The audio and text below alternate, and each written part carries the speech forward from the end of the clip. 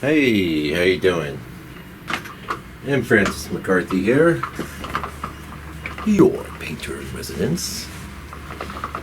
What are we gonna do? Oh, bet you're excited. We did you haven't seen it yet, gonna put it up. I thought, I brought the camera home last night, but I didn't.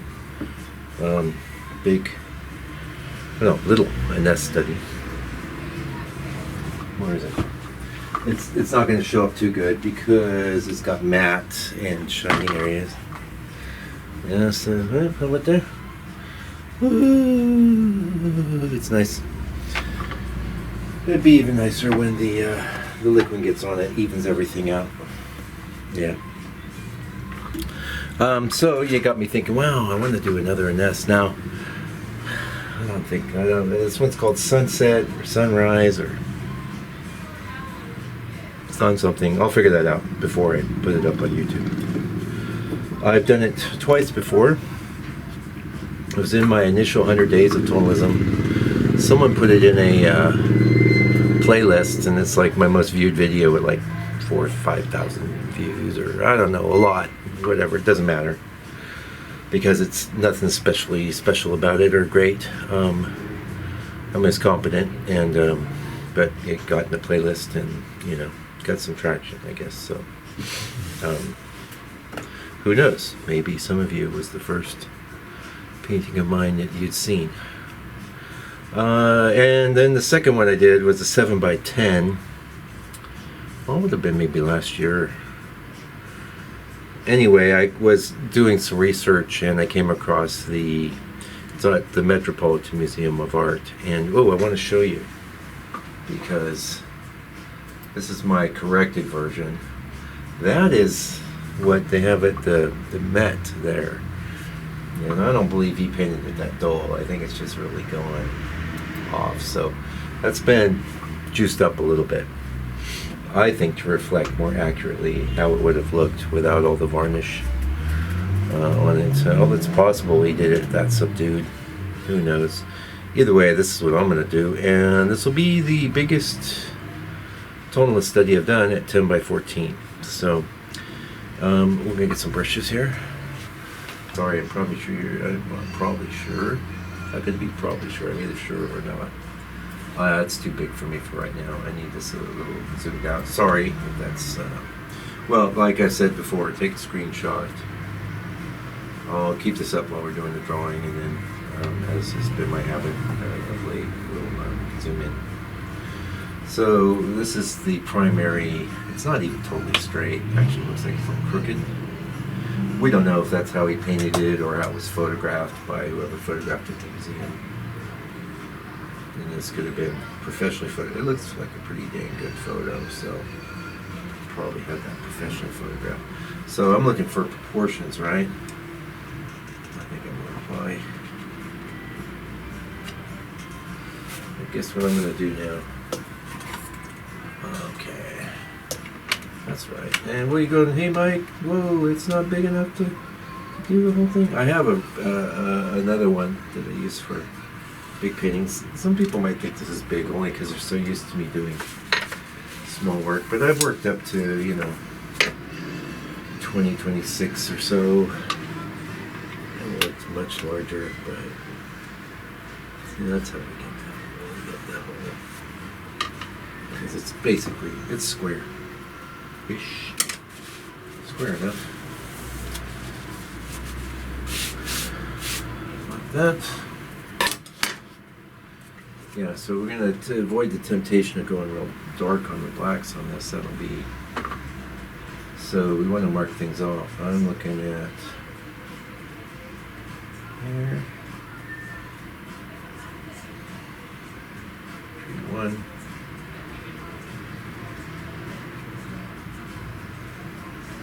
Well, this would be tree 1. That'd be tree 2. But I don't want it too close. Not going to worry too much about rabbits and things. This is mostly oil.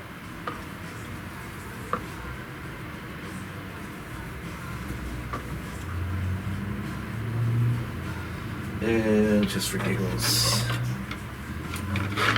seeing a tilt, and I actually see a tilt in his tree as well, but yeah, pretty dramatic tilt. I don't need that.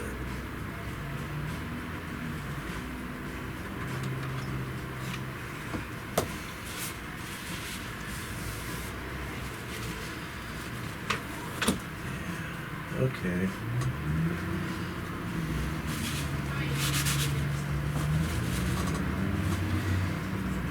That space is about right. That's a little off.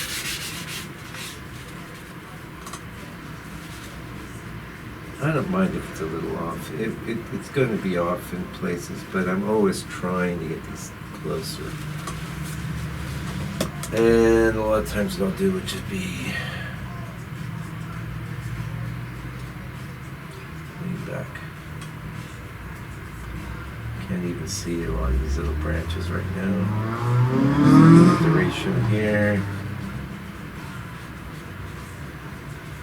Don't be surprised if I abandon this forward pretty quick. It's just a very small forward I have in mind. I don't need to spend a lot of time on this. It's got so much going on around it.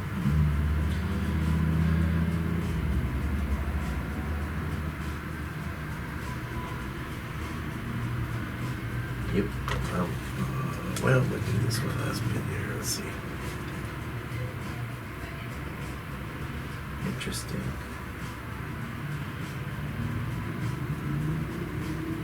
This goes a bit lower than I was thinking.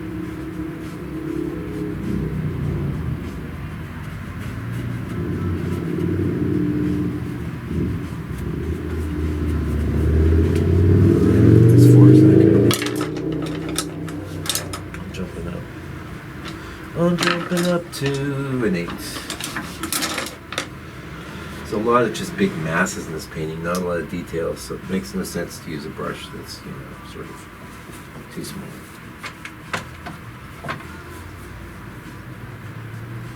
A lot of oil, little paint. Okay? The bigger the painting, the bigger the brush. Probably heard me say that. I usually repeat myself. I was watching a video the other day. This guy's recently started a channel. He's doing real well. It's like a personality. I'm into things like Myers-Briggs and things. So, INFJ here, by the way.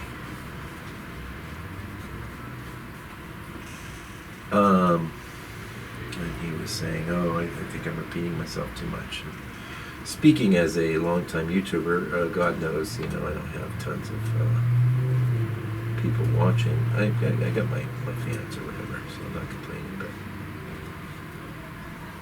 I said, just repeat yourself, man. What are you gonna do? Try and be original and put out a video every day? I mean, I feel like the originality should just be a byproduct of your personality. Yeah, I'm liking that.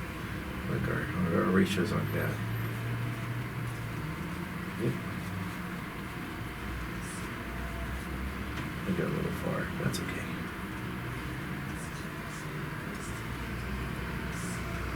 Nice. And super subtle painting. Like I say, we'll probably be throwing a good amount of paint on this board. Yep. Super subtle path. Figure is super critical. My favorite word for today is super. Super. Okay.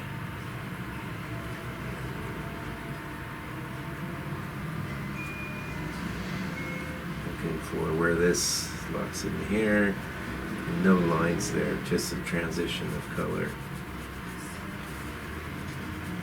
This is one of the reasons why I'm using this big brush. Oh, your audio so. Oh, geez, it's not good. It's rubbing on my shirt. I'm giving this microphone another try.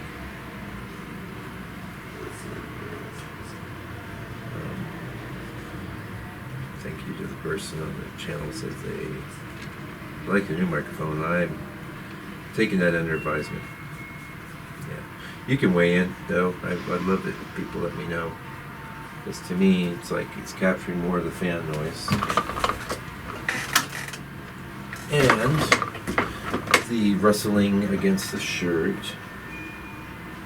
It's just a bad. These are bad. Bad design.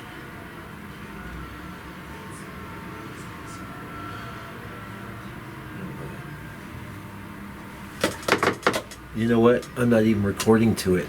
Yeah,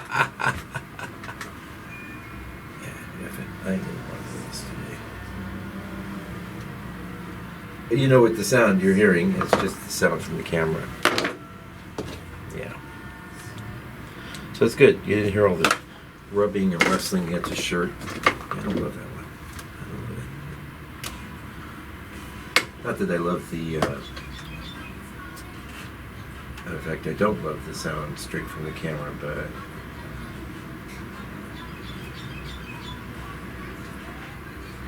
Alright, so one thing that old Inness has got going on here in spades is glow. And there's multiple stuff with the horizon thing. He likes to do that. He had theories about it. He wrote about it. But the way he wrote was like... I don't know, almost like one of these guys that might grab you. It might be at the street corner, you know, proselytizing about the end of the world. He seemed like that type. I'm not dissing you though, George. I think you were a genius. Absolute genius. But none of this is going to matter. Going to be doing most of the stuff with the 8. Won't be jumping in no 10s, I don't think. Alright, so here, again, no real lines in this, just fields of color.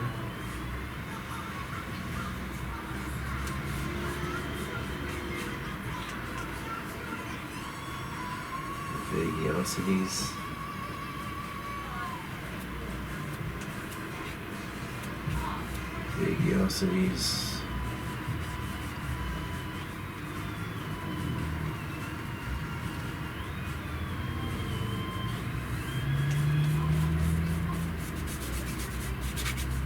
Ah, by the way, this board failed painting underneath. Pardon me. This is how I got into doing the burn number in the first place. Pardon me. Had a sandwich about half an hour ago.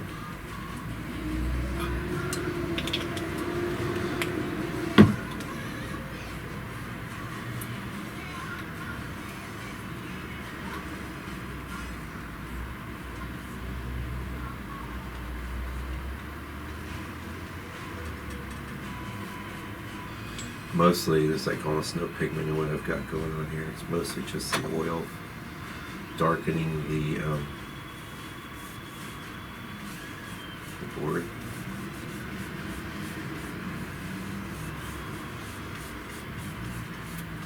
And we'll see how much I get done today on this. You know, I'll probably just, maybe I'll just put it up partial, or like I have another Inness. I have Inness two.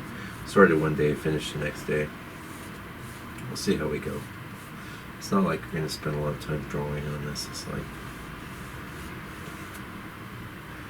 yes, we have this ridge here.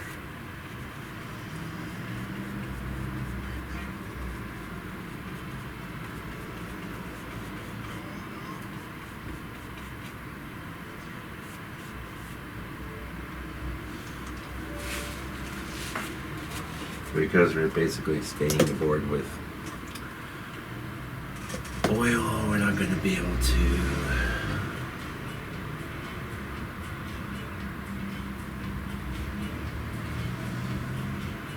just getting my bearings. That's 90% of what this drawing stage is about.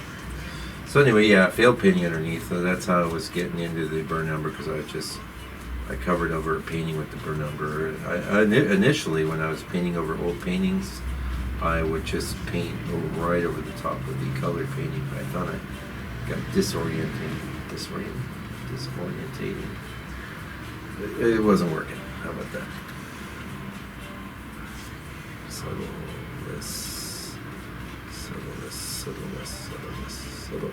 There's no actual hard edges here at all.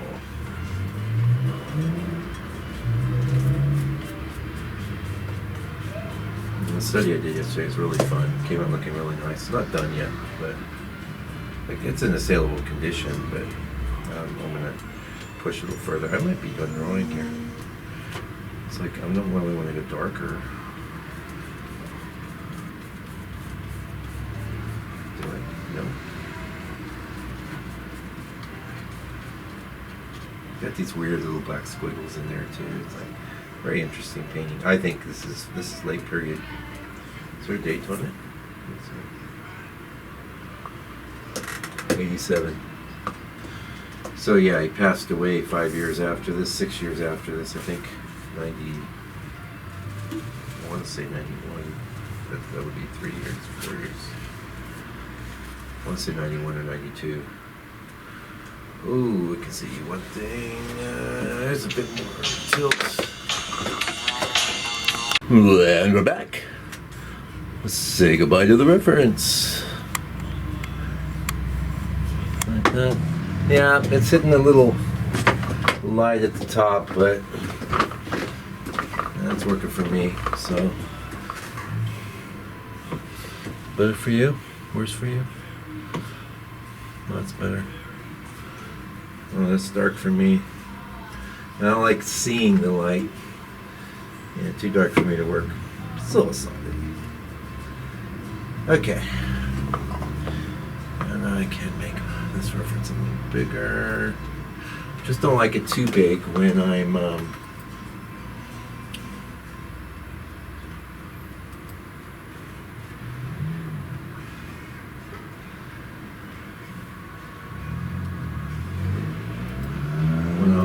I'm trying to get my bearings. So the whole point of the whole drawing part of our deal is basically just getting our ducks lined up, figuring out where things are. So you see me do my drawing. I guess some would call it an underpainting. I call it a drawing because to me that's what I'm doing. It's mass drawing though. It's not the kind of drawing you do with a little fine point. Kind of drawing you do like with a side of charcoal. Yeah. Proportions were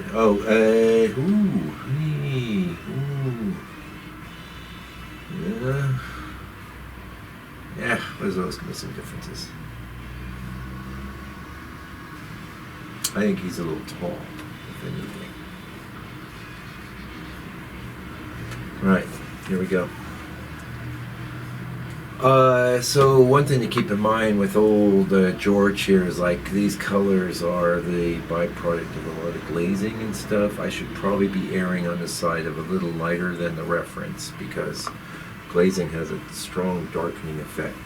So into the oil, into this color mix, which is kind of like saddling. It's not a red. I mean, it's not a green, but it's a red that's getting very close to kind of a greeny feel, gray. Yeah, and again, I'm going to remind myself that we gotta go figure.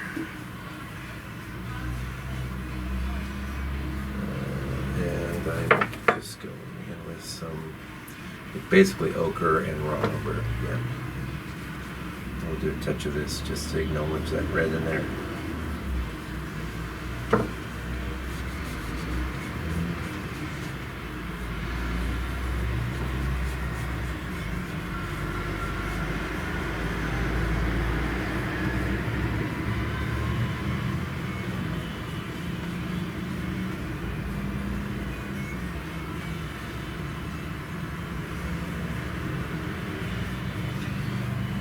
I went into some. Am I too zoomed in? Yes, I always do that. I'm just forced to have it. We'll back off now. Hold up the power. Yeah, just want some variation. You don't want everything all blah. Nice texture I've arrived at here. And so, like usually, what I would do would be.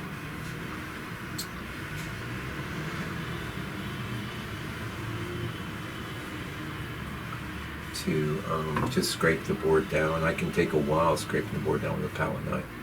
But I did some of that, and because it was so random, since I kind of painted over the top of an old painting, I went ahead I did some sanding too, and I'm actually quite happy with that.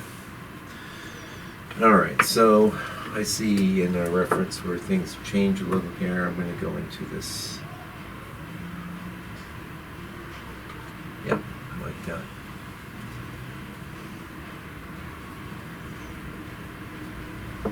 Like that.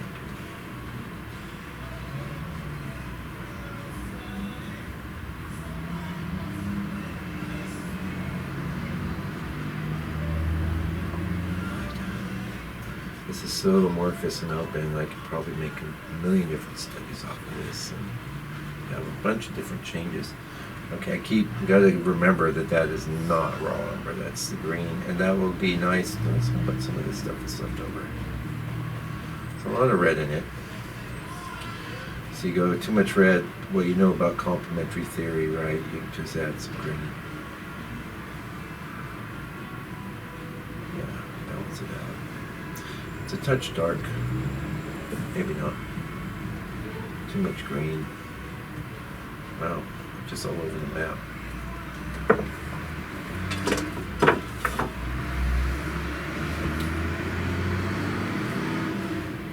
It just doesn't feel like, I mean, I want to kind of go thicker. I'm going to try and keep my paint a bit thicker, but it feels to me like he was pretty thin on this.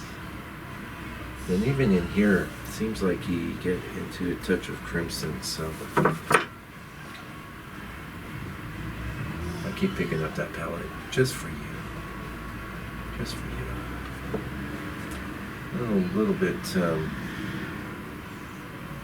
dark.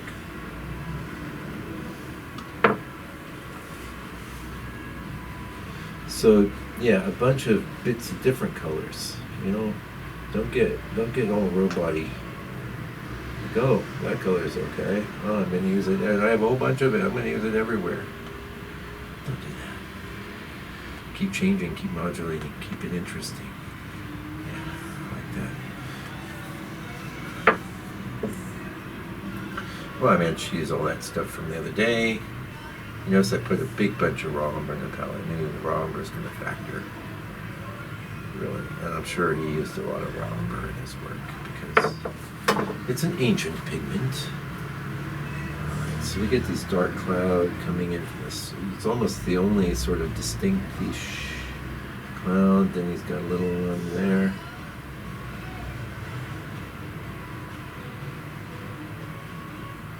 Like that.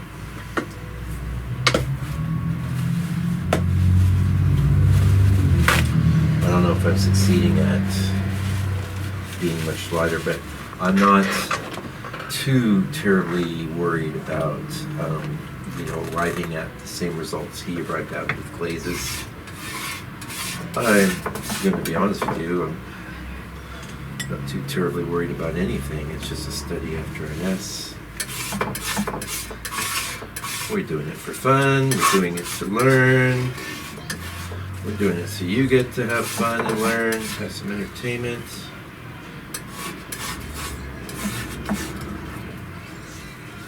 Yep, like that.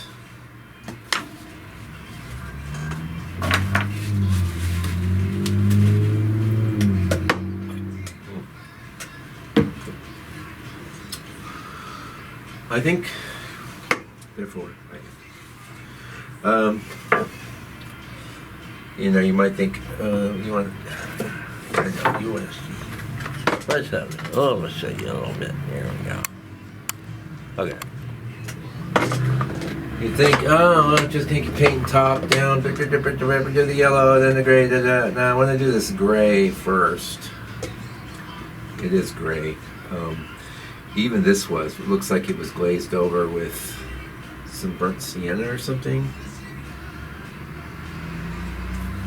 I've got my color I mixed. A little more. So almost perceptually like a blue. That gray is drying on me. Yeah, I like that. Whoa. Let's bring in some of this. Well, maybe too much. It's okay. Seeing as that gray is drying, let's use it up. Oh, that's nicer. That's better. A little oil, get some movement.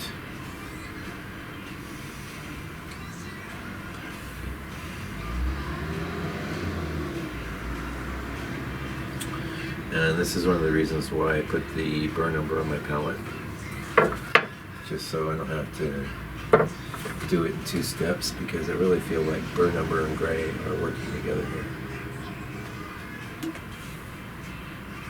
Don't worry, I'm just going into more of that burn number.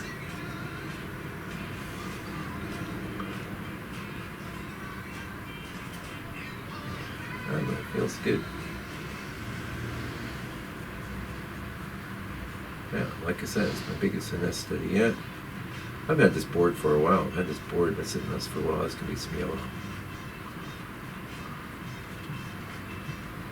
Yeah, so it's gray, it's burn number, and then a bunch of interesting yellows and warmy type colors. I'm going to grab some of this stuff on the palette off to the side.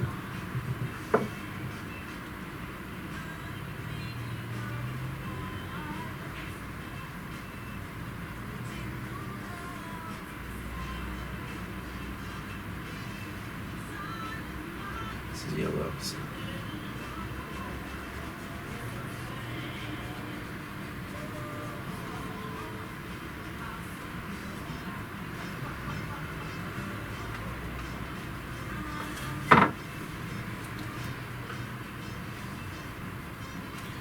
So you got to remember, a lot of artists don't know this because they don't know their history. And I remember I told you about that. I got getting more bendy in that tree. Just my way of reminding myself.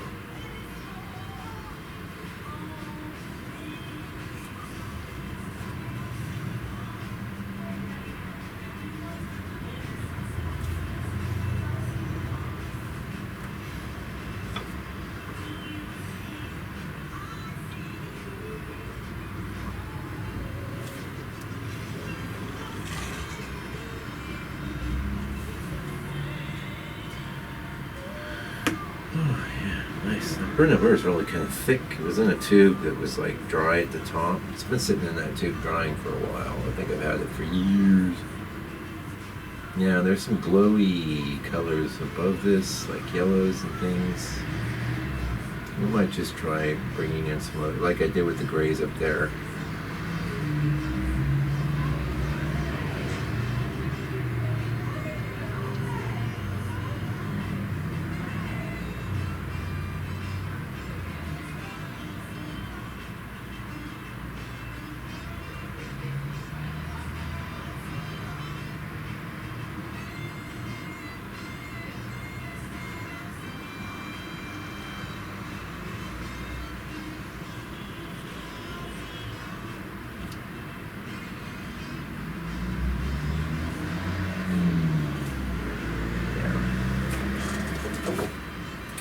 That color I mixed.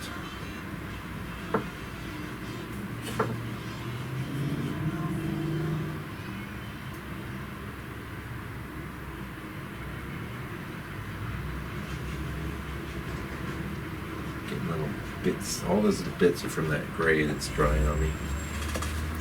Probably just gonna throw that away. I mean, you can scrape them right off, but yeah, something like that. Hold on.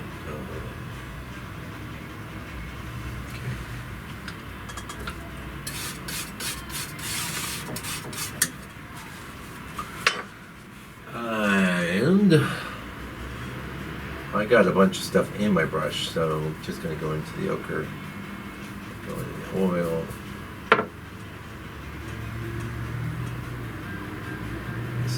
Just getting some complexity in here. Faux detail.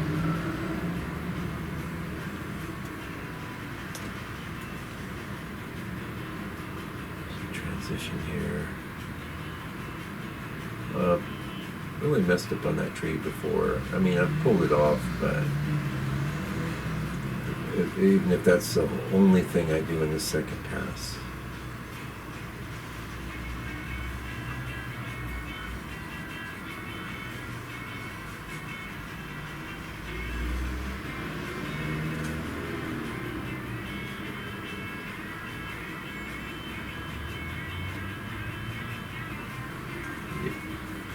that.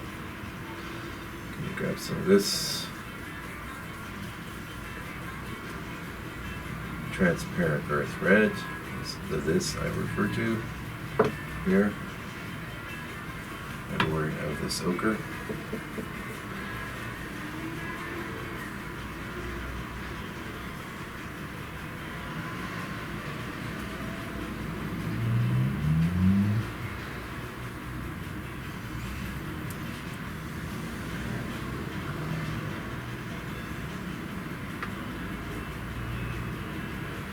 Yeah.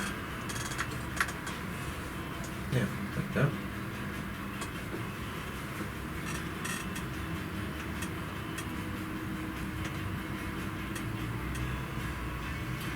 I'm trying, so hopefully one thing you're noticing is I'm not trying to do everything at once.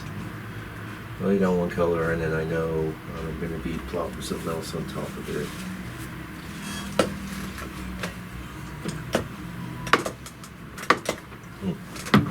Zoom back in a little. Okay.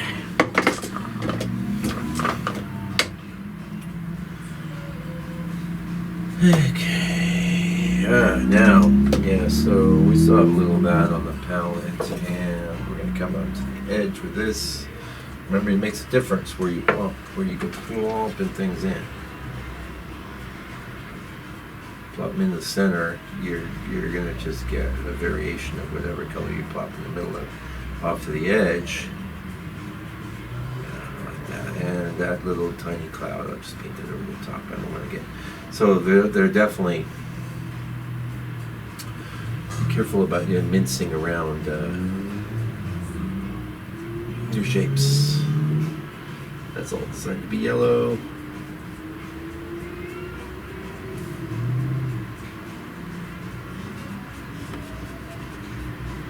Really nice picture of this board. No, that's one of the ways, I've mentioned this before, but we got new subscribers. We get new subscribers all the time. So those of you who've been with me a while, you just, God, he's repeating himself again. Okay. Sort of gray. Mike's gray. Here. Ochre. Titanium white. I don't feel like messing around.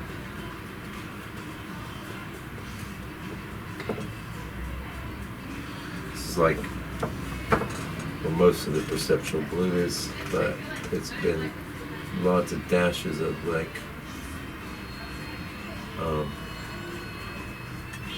yellow over it. I want it underneath. We're not retaining that little branch.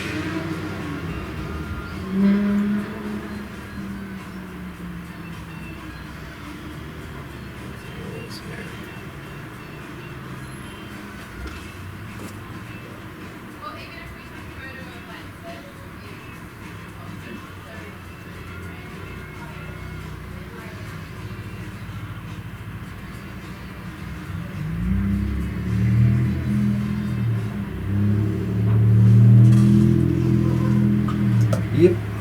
And then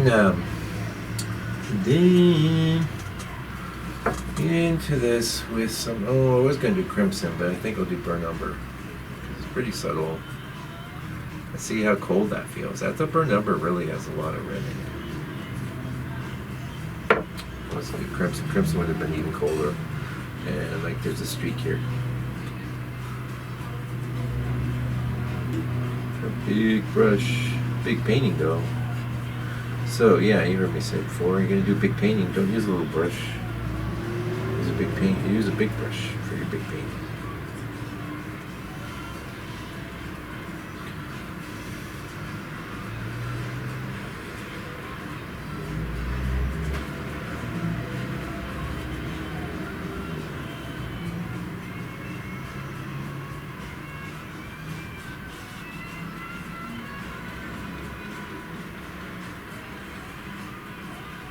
You wouldn't have had, so the modern crimson, I keep referring to it as the alizarin crimson, but ooh, I see something now. This shape is actually a bit larger. Well, that's going to be yellow.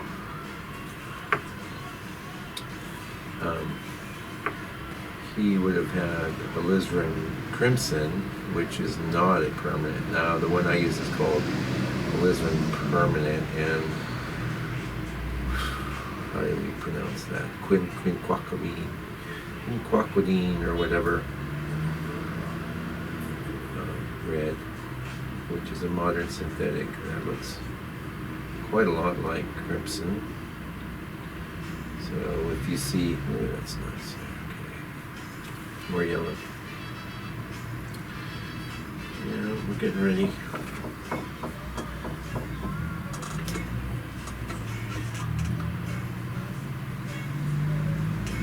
Just to keep those edges groovy.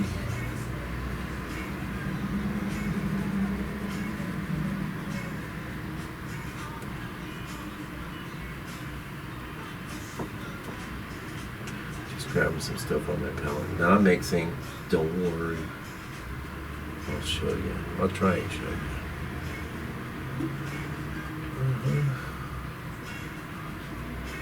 Yeah, I'm gonna keep that big. I got a plan though.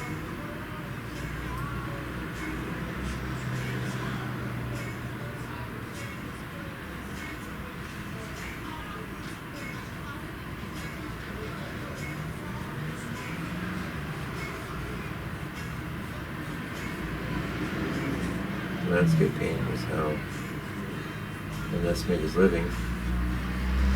I really prefer sitting around philosophizing with his mates, though. I can dig that, although I think I'm good for a certain amount of philosophizing. I want to get some work done.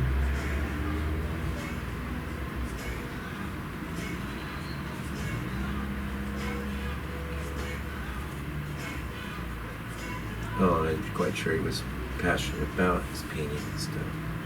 Okay, into this burn umber. Burnt. It has this really cool feel. Let's counteract that with some orange. We lost a lot of this. It's okay. Back and forth, back and forth.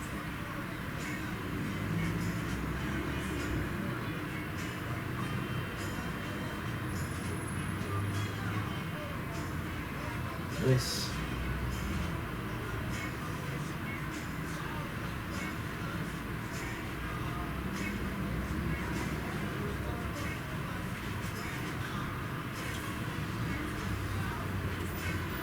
A little more gray. I say a little more. Look how much I'm grabbing. I want to get rid of it anyway. Some oil in there. Really throw it into that ochre stuff. You can't use the gray straight up. Let's do a dot of, we're going to do lead white. Subtle. And yellow ochre, which we has some opacity.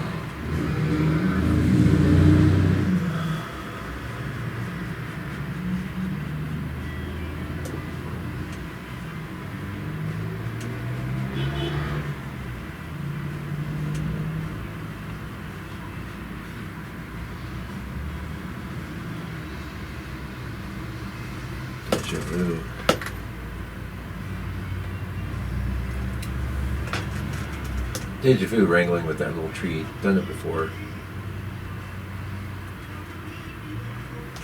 In fact, you got access to those videos. They're all on YouTube.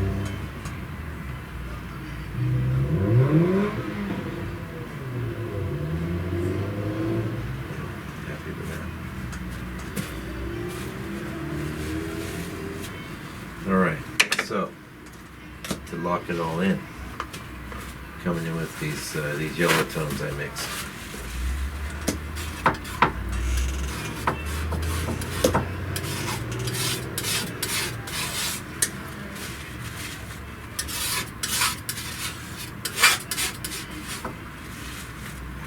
I'm going to lock it in.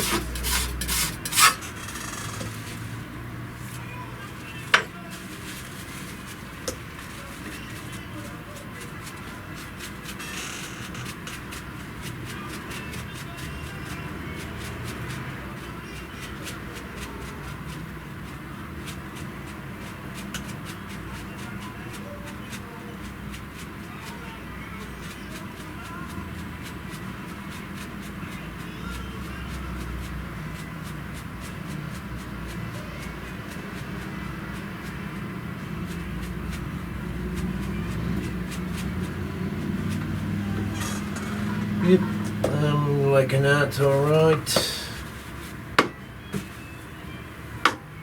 Get some light hitting this, but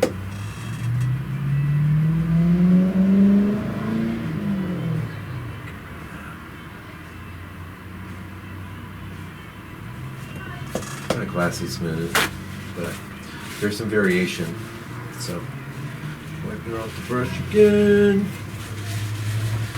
And I mixed 2 yellows here. They're pretty similar though, but this one, man, that's too light. I'm gonna bring in, actually, I could bring in a permanent orange, but it'll be just like wimpy, and that kind of give it a too cool and too red. Let's get some cat yellow in there. And some of this orange, I'll warm it up. And some of this.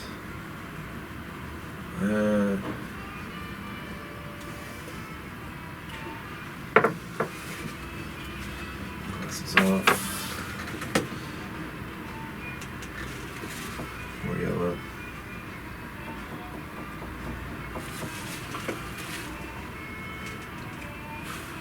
More darkness. Darkness, it can't just be black. I mean, this is one of the reasons why so many painting teachers take the black away. They take the black away from the people that want to use it. They say, no black for you, because they'll just add black, something, make it darker. That's just not, I don't like that.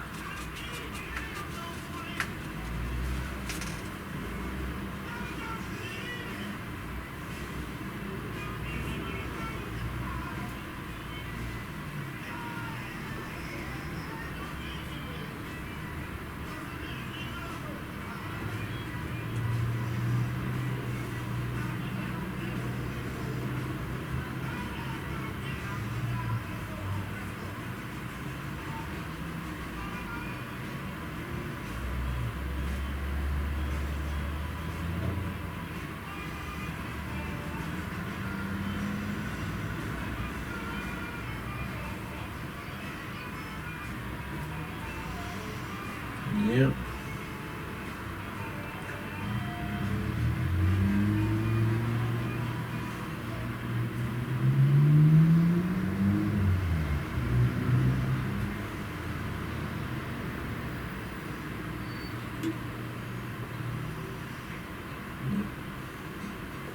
So that's sort of precursor to yellow. Just grabbed a bunch of that stuff I did mix.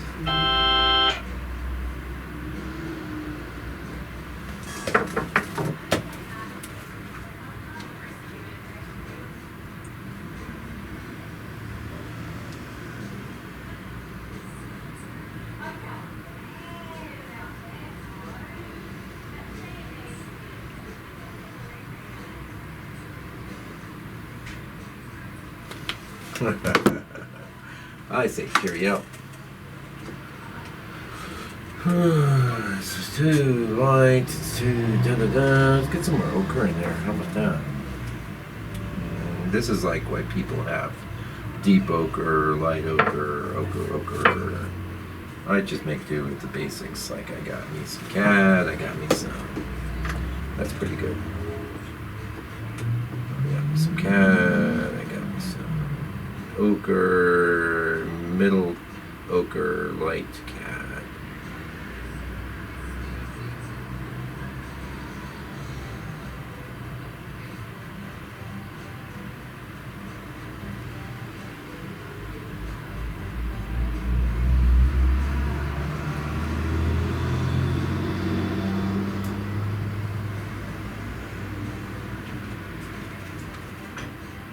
Hi.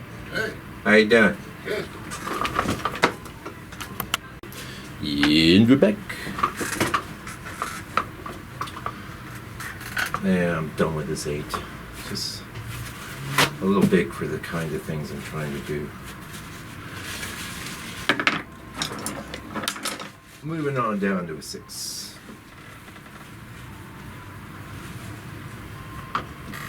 Already feels better.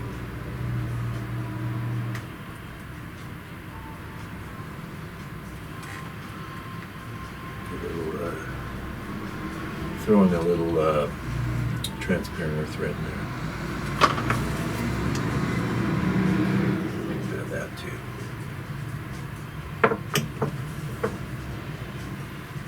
Glasses on. Glasses are really helping me here.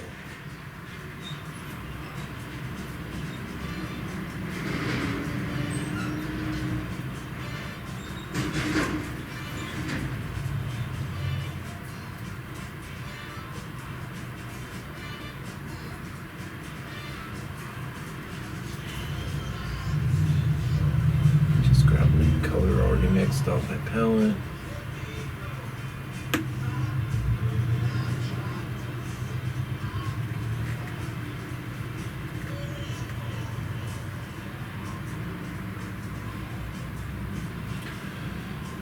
Just went back into some of that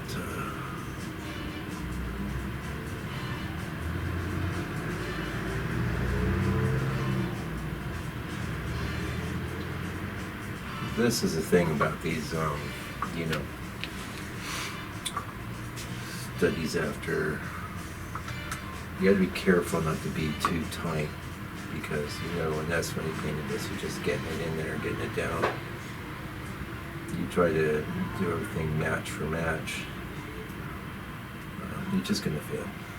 It's going to look terrible.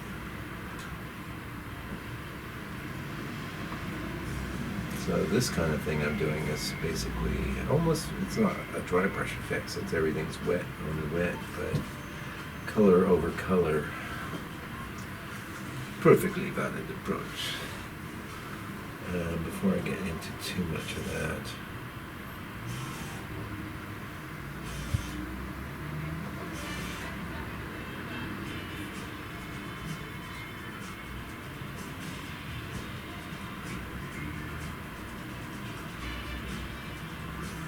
that's one of the reasons I'm going to was getting that skippy effect. I don't want that.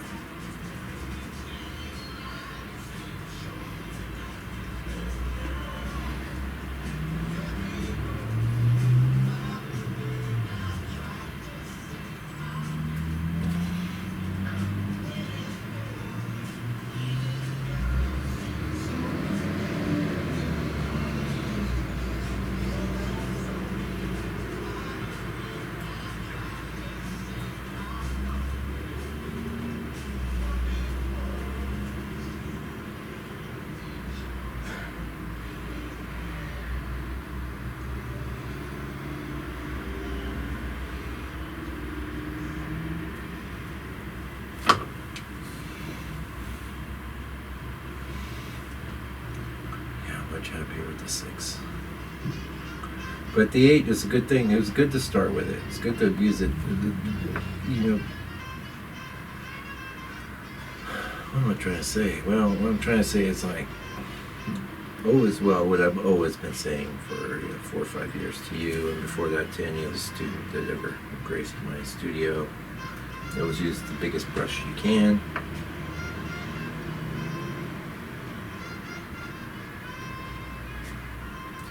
So sometimes that'll mean starting with a brush and then deciding it's too big, too unloaded.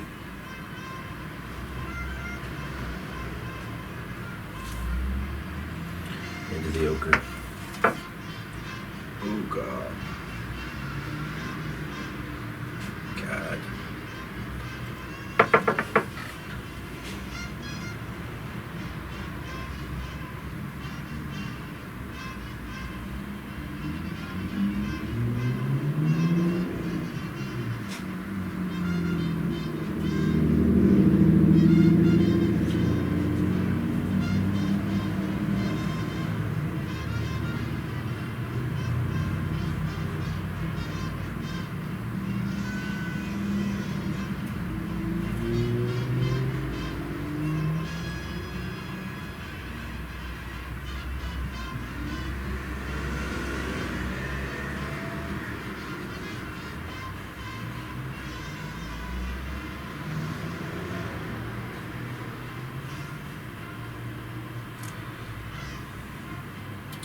And this part of the painting is kind of weird because I think that's where this burn number will come into play. I'll show you. burn number into the yellow mix I've got. It's kind of like this. Well, there's so many subtle transitions in the sky. It's like.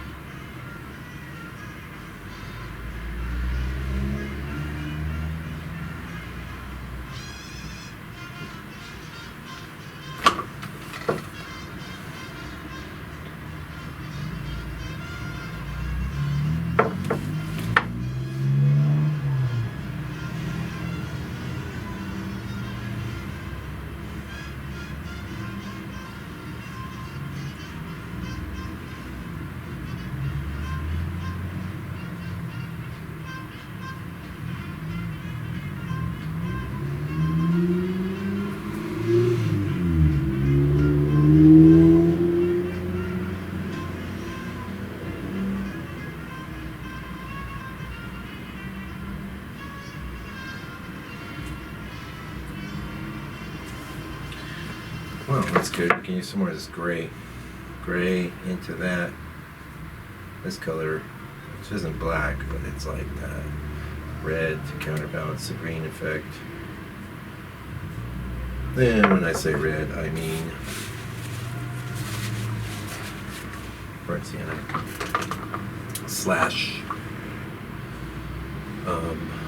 it's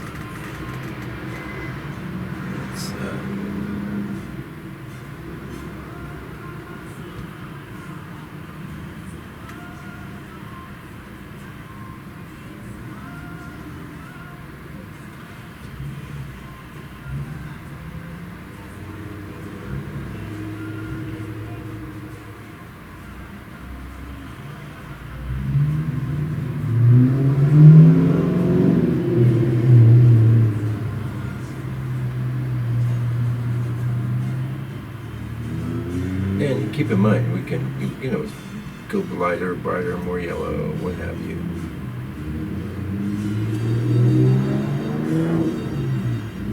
See, I've got the tree in there, but it's not really in there because we got plans. We got plans.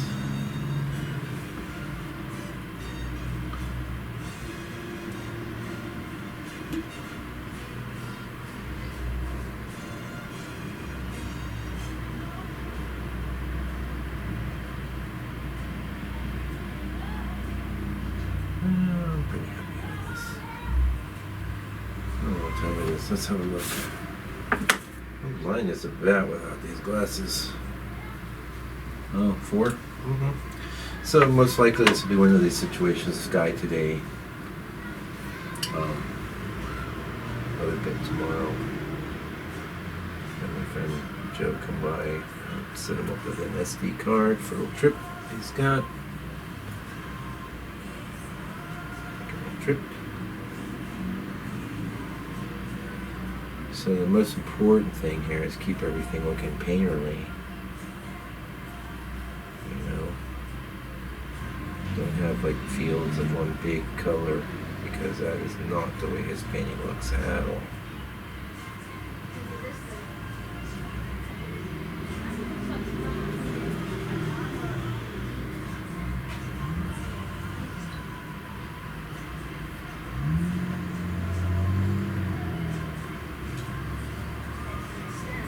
Going into here with some orange. It's going to be just a ticket there.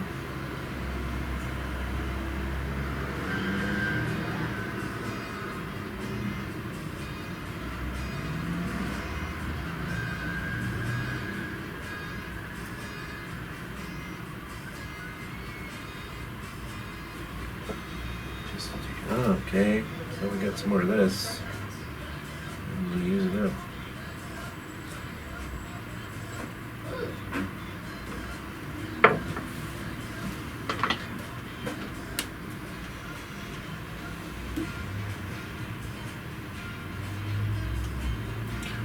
And so the reason I want to get, because I'm going to too exacting is everything I'm doing is wet into wet, and a lot of what he pulled off was dry over wet. Very different feeling. A lot easier to do some dragging, dry brushing. I can't do dry brushing right now.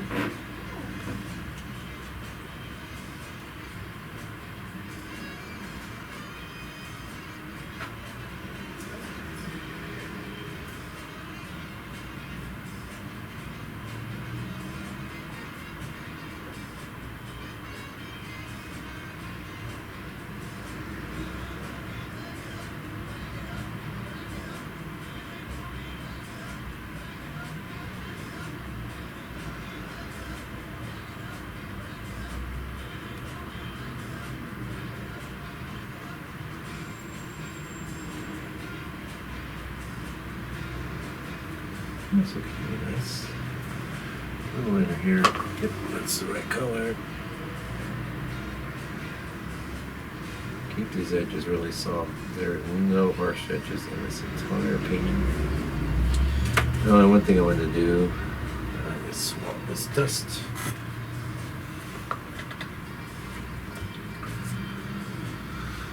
The thing I want to do is kind of get a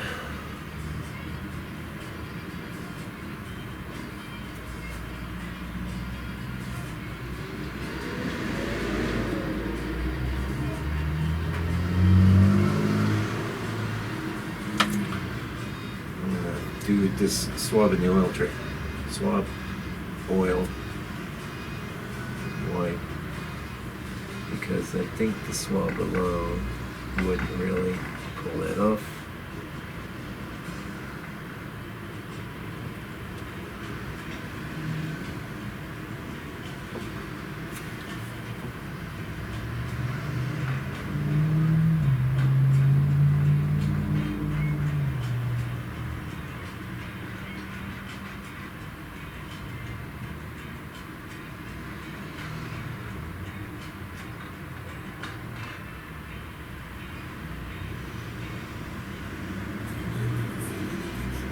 Now it becomes real critical to, since I know I'm not going to be doing much other than sky, to make sure that none of these edges are super sharp.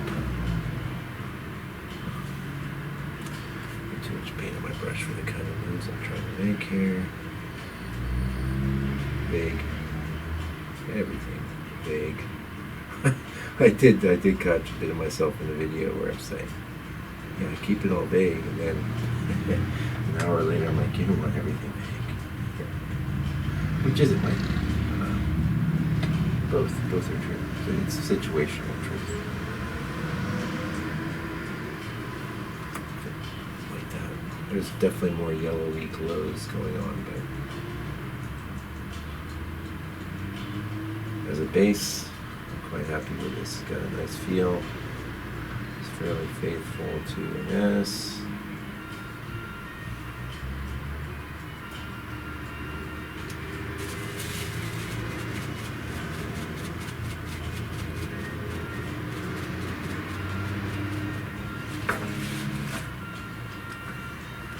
Now, up here, that is actually sky.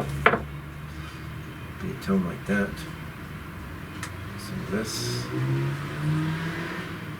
And some more warmth. Not bad.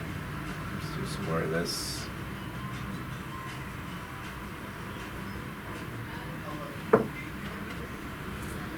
More black, some black.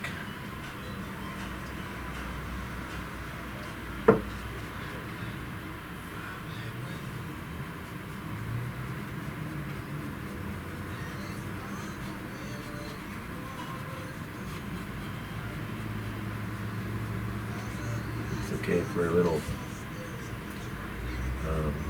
not super exacting. Oh, that's good. I believe on these. I forgot what I was doing, where I was gonna.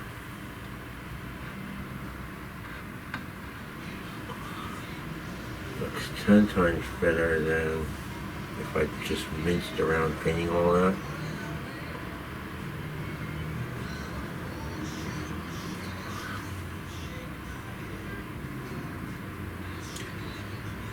Going into the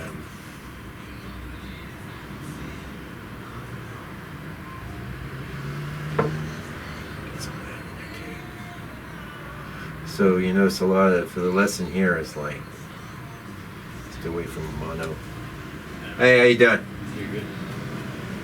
Monotype is all, we don't want that.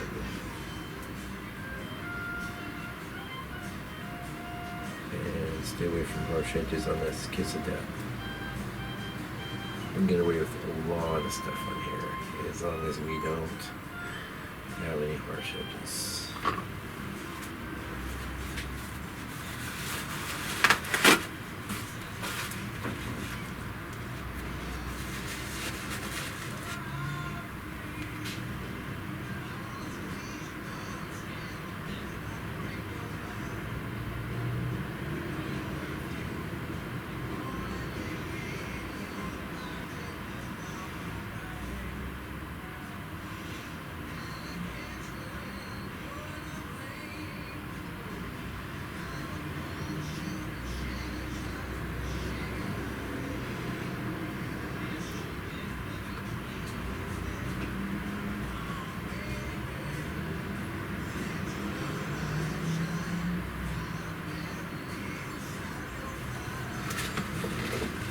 So I got some of this.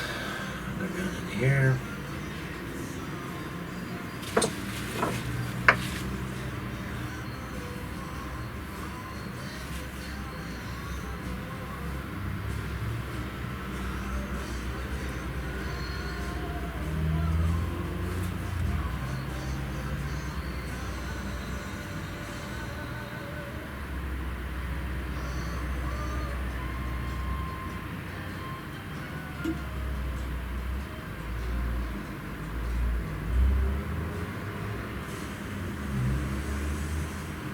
Very, you can see I tried to pull it off a million times, and I think I'm just not getting it because of this wet and the wet thing, so I won't worry too much about it.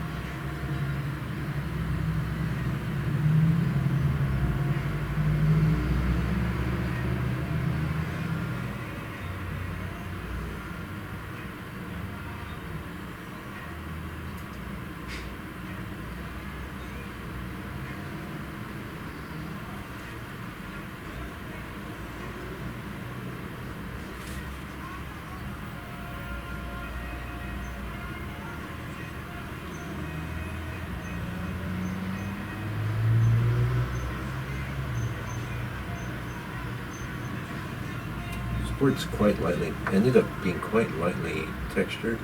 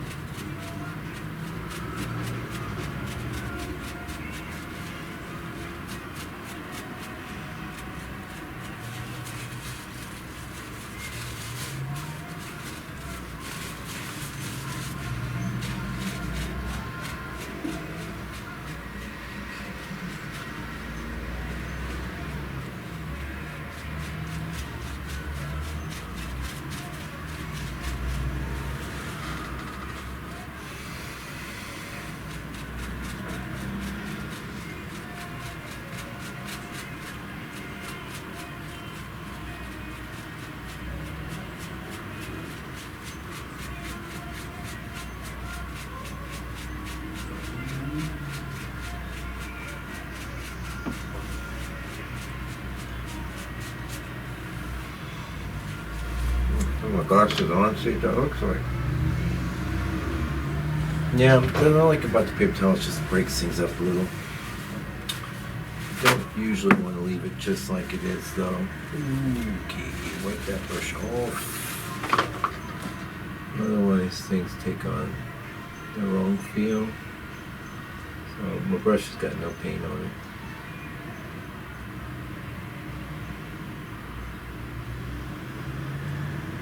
And really, this is just, we're setting up for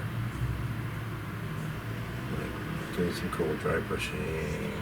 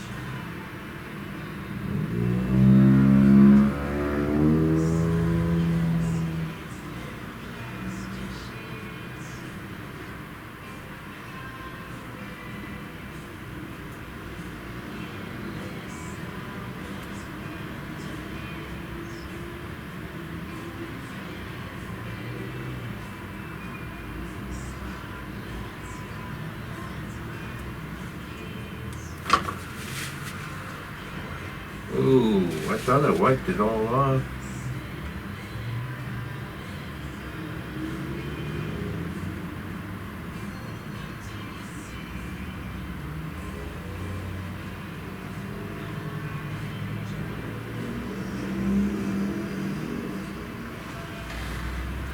There's a lot of green from the trees here, but I don't want it over the top of the sky, so I'm tending to kind of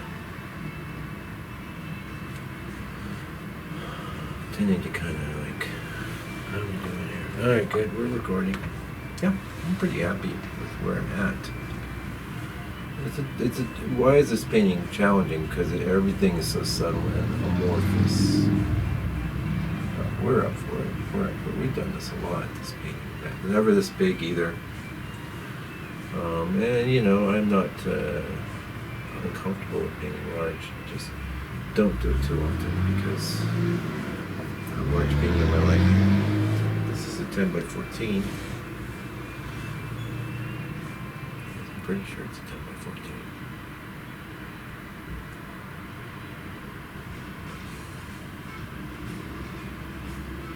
I like how the paper towel will introduce some random problems that you got to fix, and in the process you get.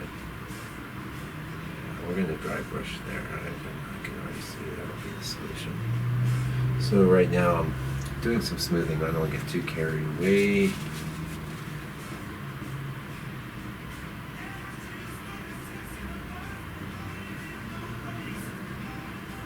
Yeah, I like it.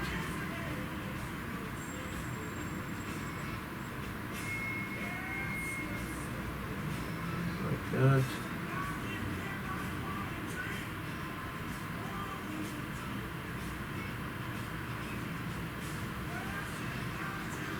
Yep.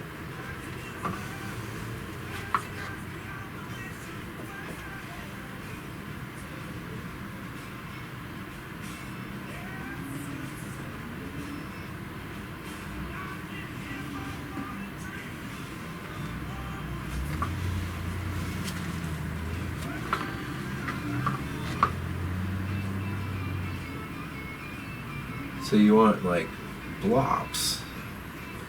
You don't want anything too eye-catching in the way of blobs. I think we'll call that a day. Right, and show you my little technique for storing the paint. If you've hit the paint with the medium, it's going to dry much faster. No question about that. Anyway, we won't take a bunch of your time. Oh, it's looking nice in the camera. Yeah, be back tomorrow. Bye. Yeah, and we're back.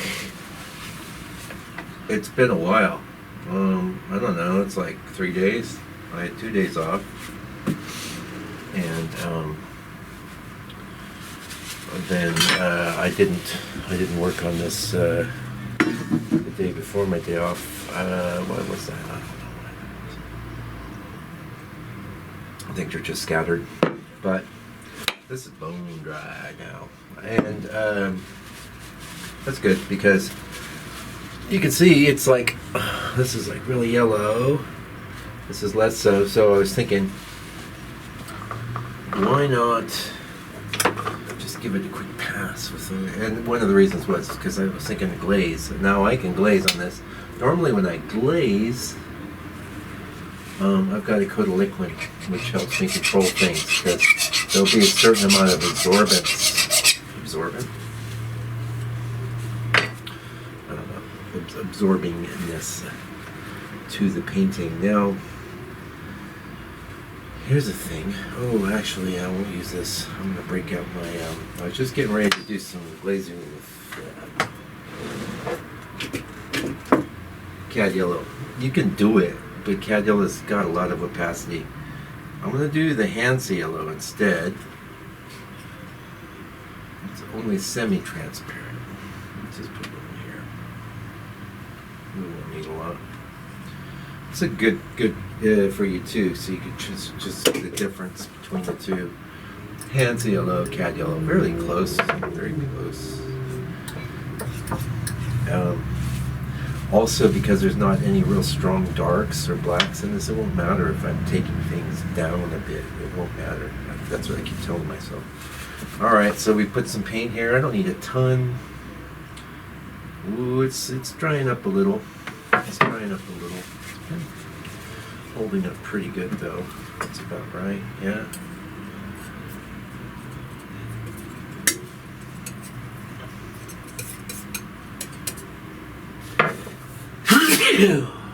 Pardon me, sorry for sneezing. This will be another long video. Yeah, I can definitely see that. Yeah, the longer videos is precluding some viewership, but whatever, you know. Watch it, don't watch it, do what you like. Pardon me for the nose blowing. Funny how that's always going to follow a sneeze. You know, just start taking down a cloth. Anyway, yeah, it's my idea. Now, this is a little, even for a glaze, a little monodimensional. It's going to be too strong. We're going to need to knock that back with another semi-transparent color, which is also got that greeny quality. 90% of the reason that permanent orange is on my palette is to give me the full range of yellows, some of which are not that green.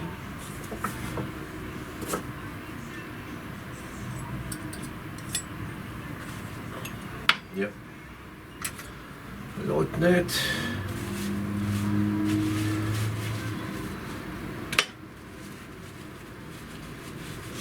And I got some of this in my palette too. That's going to give me more of an ochre sort of feeling. Yeah. And we're going to do a touch of that. I just feel it's too green. I want a yellow, but I don't want a green yellow. This doesn't strike me as a terribly green yellow. Yeah, I'm liking that. That looks good. Back into some more of this, because I've got it so far away from, well, if you've been with me any time at all, you know, I'm going to tell you how yellow is really green. I don't want you talking, it's madness. Yes, I know.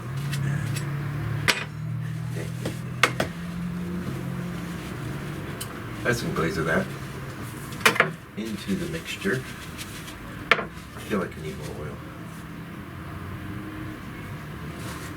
I feel like I need more oil. Yeah. Ooh, it's perfect. Okay.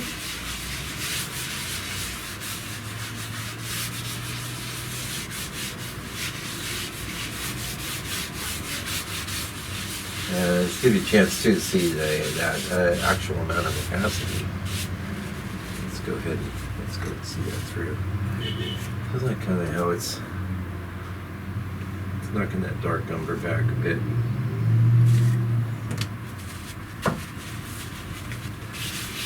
Everywhere. It's pretty subtle here, but might be interesting.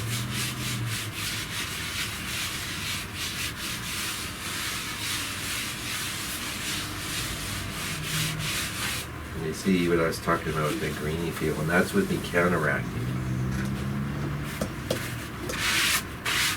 Also, because there's no liquid on it, it's getting into a little additional absorbing. Mike, you're stuck on absorbing again.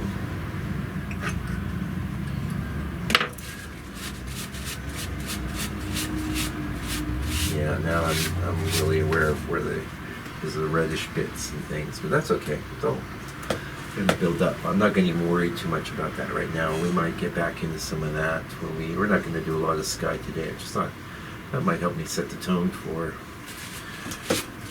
what I want to do today. And I want to blow through it. Let's see if we can make this a quick video, eh? We got a big brush, but not that big. Only a 6. I could do an 8, but I want the control. I want the control. Alright, I'm going to pause. Yeah. And she'll call me back. That's me. Lovely wife. Alright, so what are we talking about? I think, like, none of these tones are super dark. This is darker than anything there. So I think first things first, I'm going to get in there with some, I've mixed this up. See this? It's all got kind of dry. But, yeah, let's see what's up with me. Oh, got a skin on my umber. That's always the way, isn't it? Usually what I'll do is just carefully peel that away. Be careful not to get little blobs or anything in your paint. You know, there's some good stuff there still. Let's grab it. And again, I'm careful. I don't need those chunks.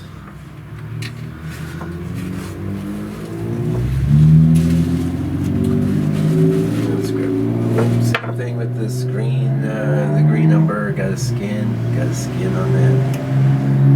But I think I'm gonna throw that in the mix and replenish those two.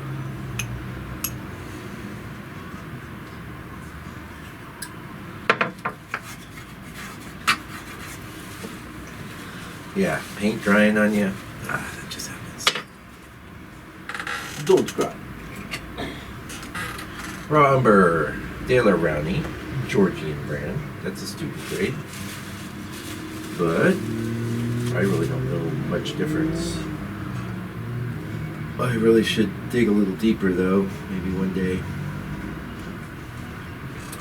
I think there might be a slight pigment load difference, but it'd be pretty subtle since raw umber, you're talking about dirt, you're talking about clay. That's what you're talking about. Paint with dirt. Yeah, let's put some of this. Green umber. Same thing. Dirt with phthalo green in it. Higher pigment load. Old Holland. That's your Cadillac of paints. Oh yeah, I'm glad I toned that a little more yellow. I'm feeling better. Even though now I'm seeing all the reds and stuff in here, you know. That's a piece of cake to bring them in. Even with more glazing, I can do that, you know. But maybe I should. I don't have to glaze just with a. There's some oil. There's a tiny bit of.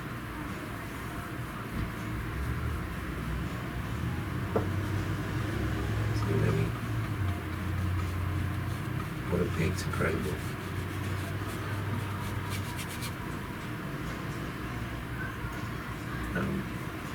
Yeah, a friend of the channel been asking me about acrylic. You know, acrylic's nice. It's a modern invention. It's got nothing on oil paint. Yeah, may as well get this in now because I I know it's not that green. So that's basically glazing. I'm using a brush instead of my usual paper towel. And another color you can glaze with, which has got a lot more transparency than you think, is the raw umber. It's a very transparent color.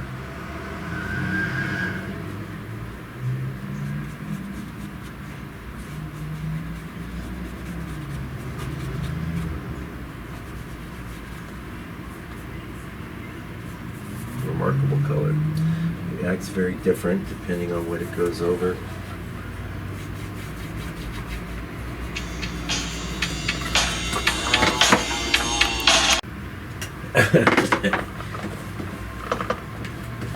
Extra points to anyone that can tell me the artist of my ring on my phone.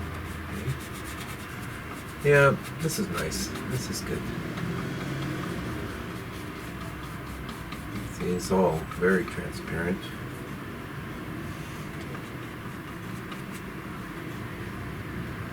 Good move. And now I've just been adding oil, so like the transparency is even more minimal.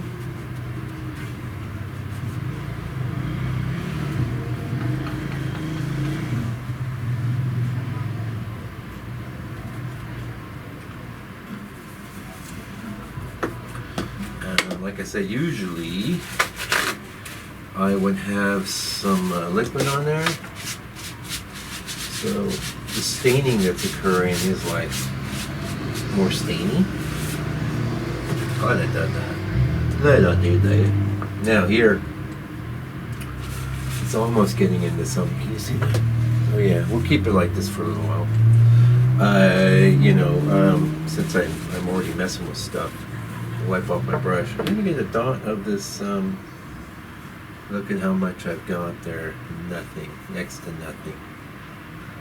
Alizarin crimson, because alizarin's pretty strong, and a tiny bit that black will be. Funny enough, the black doesn't tend to get a skin; it gets kind of like tar-like, but workable. Black, you can glaze with black. You may not know that. You may not be aware. It's a great color for glazing. Easy to abuse, easy to ruin stuff with that black though. So, maybe if you got a bad painting sometime, we just set some of this down there. Kind of the under thing.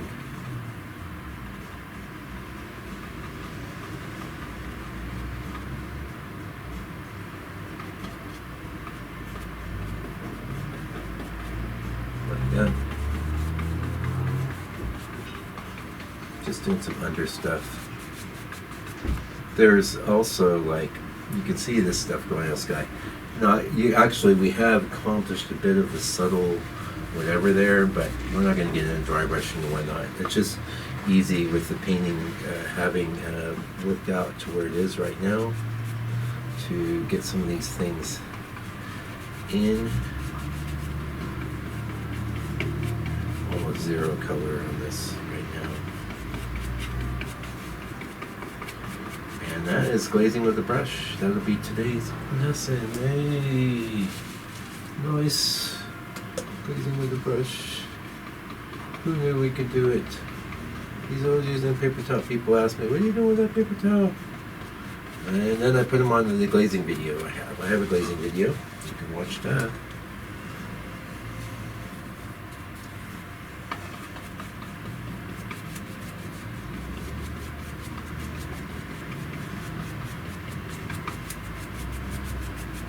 Glazing is fun, glazing is powerful. Most modern, well, most, I say, some. I'd say the way that things go these days, it's all about alla prima, it's all about direct, it's all about impressionism. Not for me, maybe not for you. I mean, after all, you're watching me, I'm not doing impressionism. How's that for you? Nice. Hey. There we go. Keep in mind too that this is, a light source of its own. This is not a light source, so don't be fooled by how much brighter this is. I ain't getting fooled. All right, so enough of that. Little jigginess there. Saying enough, he says, oh, you know, when he says enough, he's going to do some more. This transition seems a little rough to me. So everything I just did was transparent. It was a tinting. The power of glazing is very powerful. You can use, that's my medium, by the way, which is Argava Oils brand. Odorless Lean. All right, now what I want to do is, you can see I replenished these guys. I've got this, which was like a bit of color I'd mixed, a bit of this, a bit of that. And I'm actually going to pile that in pretty thin as well. Because what I want to do is kind of get this whole thing overall, you know, lighter.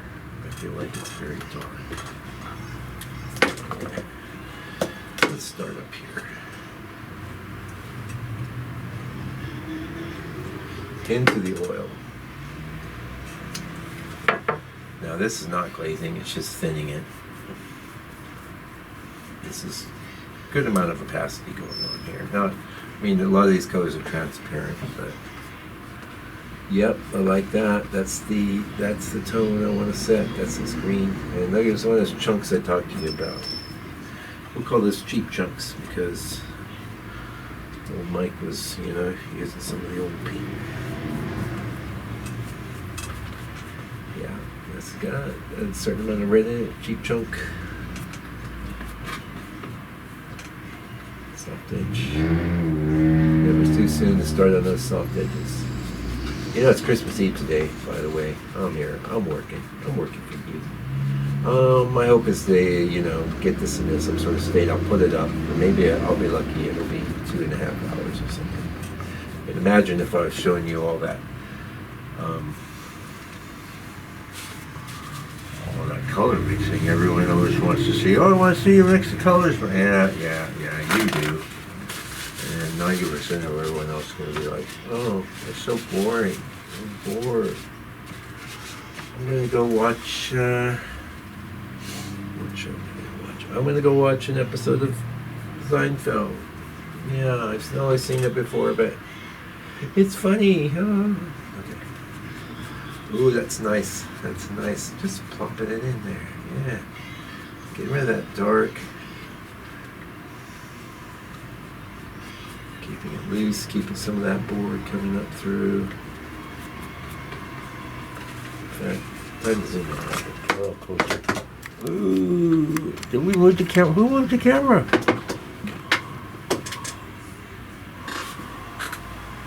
You get some glare.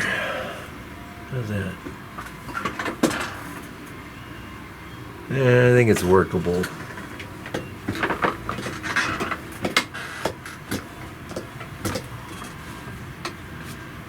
Yep.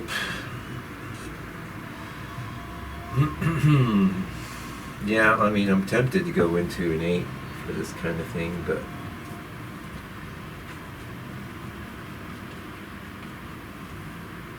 now down here, I want a bit more red in the mix. A lot of this was this stuff, which has got a lot of dried bits. See, look at that dried chunk. Well, this happens when it's been a few days since you paint. But yeah, I recommend just learning how to navigate it. Let's give us some of this. Let's get some cad yellow in there. Do I even know what I'm doing? Maybe. Why do I have 2 of these here? What's this color? Oh, you know what that is? That is burnt umber. Got a skin on it. That's good though. Burnt umber is kind of a red. I like that. More reddy down here. At least some chunks. Get that oil on.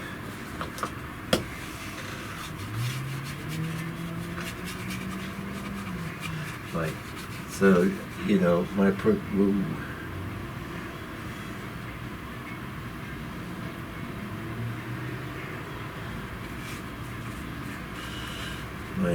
is definitely modified for this. I'm looking at what Inness did, and I ain't seeing a lot of like persnickety little strokes, so I don't want to be that way.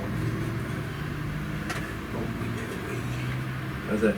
See, you got a little more red in that. A little ochre in the mix. Ochre will bring some opacity. See? Dynamite. And then up in here, did I mention? Well, yeah, this would all be one video to use, so it won't matter if it was a few days ago that I was talking about this, but.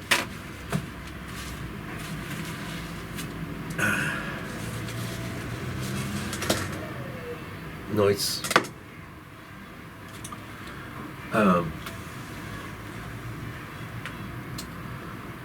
I mention that? I've painted this before. Yes, I did. Into the red, a lot more red.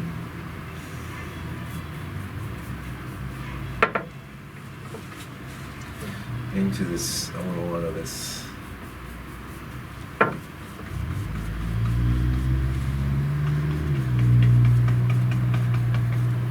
Oil. And down here, he's getting into his greens, and that's where I thought this green umber would be perfect with its subtle bit of phthalo in there as like kind of an under thing. See? It is perfect.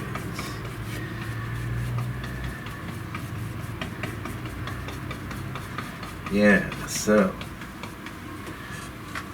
this would be, oh, yeah, that's what I was to say. Did I mention that this is the largest master study that I've done? Yeah, so bigger brushes, you know.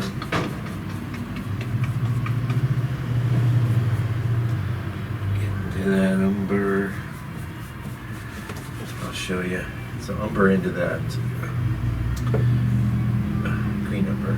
I am saying umber, I mean ochre. Sorry. So, oh my, you got cognitive issues, man. Yeah, probably. Let's get some of this too.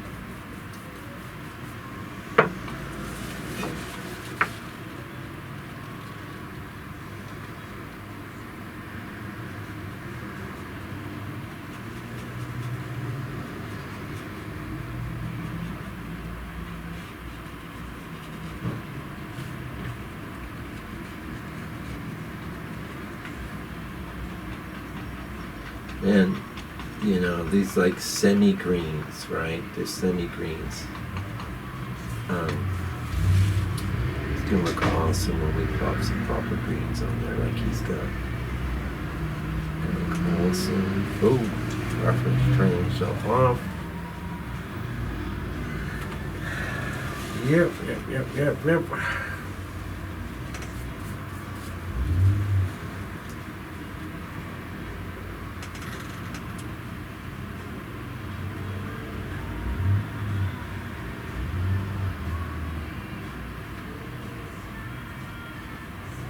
Kind of a gray.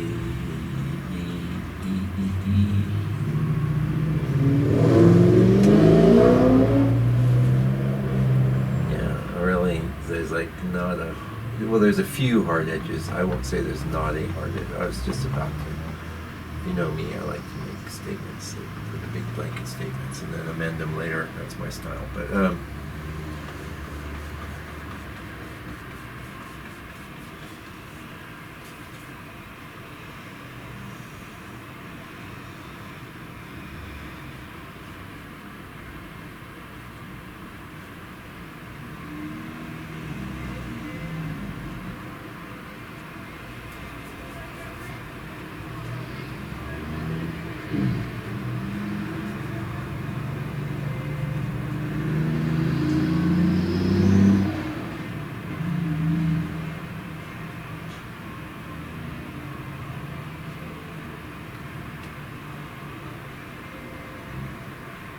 yeah, and I'm not matching little patch for little patch because what'll happen, is things will just get all tight. And then when things get tight, it won't be pleasant to look at.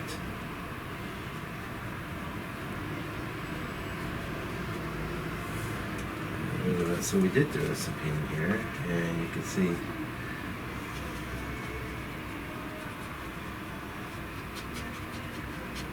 what we're seeing now is that basically the same color, but it's got the ochre added. Yeah, always pretty happy with that. So.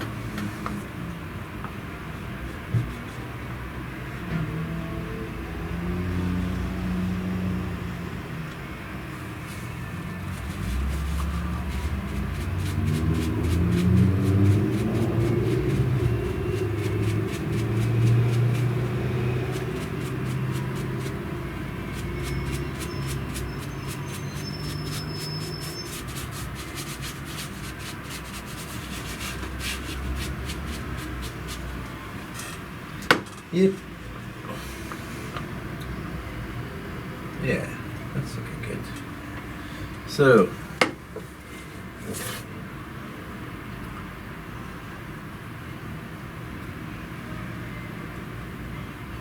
that's permanent orange into this green I have next.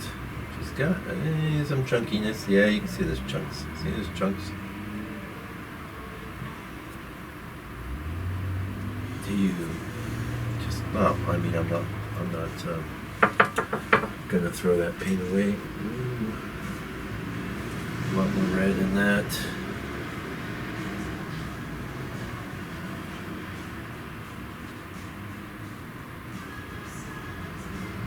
So we have more opacity here.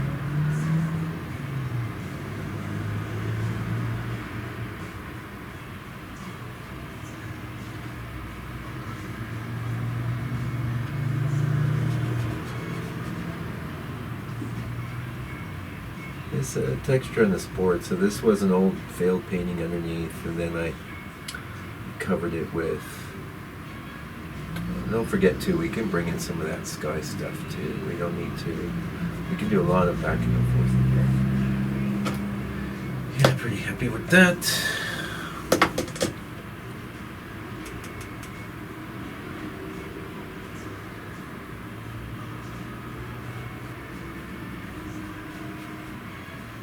Yeah, I don't know. Anyone calls this representational art. I think it's a bit of a stretch, but hey. Well, I guess it is, because you can tell it's a tree, but just looking at how loose and open his work is, his strokes.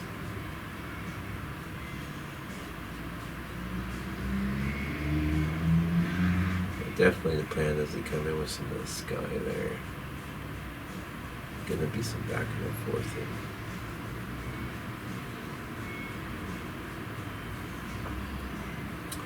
As I come down here, I want to modulate, and I think the color to modulate into it could be ochre, but ochre is going to be really opaque, so I'm thinking of this will do a lot of the jobs the ochre would do with warmth. Yeah, that was the right call, totally the right call.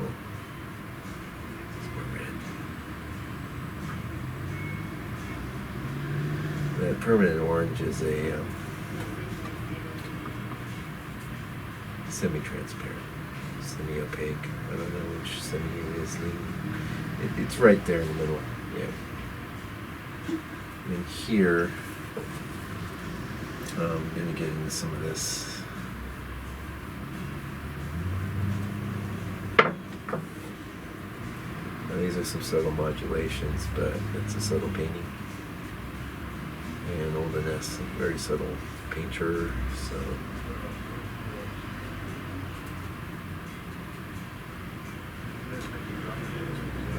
He's got these little squiggles in here. Hey.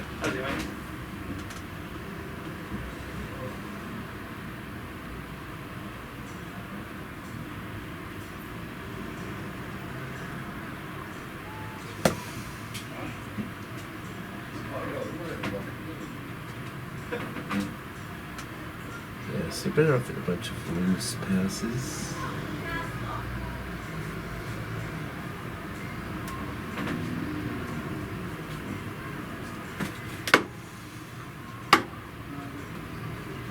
That's what I'm thinking.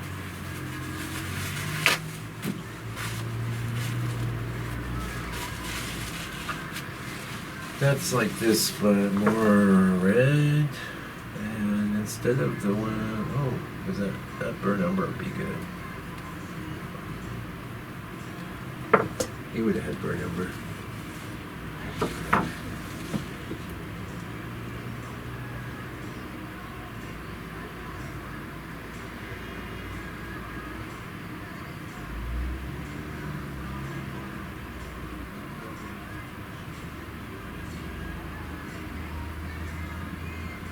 Definitely need to come with some more sky and stuff. Some oil. I'm going into the raw umber, just so you know. Just gonna do a little of this.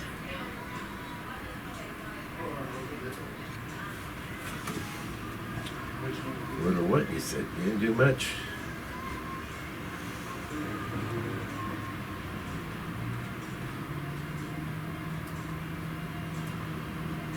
You don't have any like old school like lockets sort of thing anywhere? What do you mean by locket? Like a necklace locket with like. Oh, the one you put like a little picture in or something? Yeah. We have.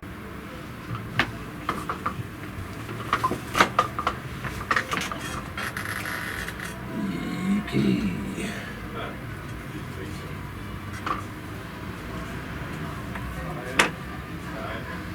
Oh yeah. G'day. How are you? Good.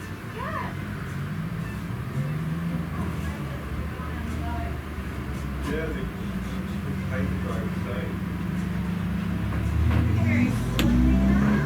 Slippery. Yeah.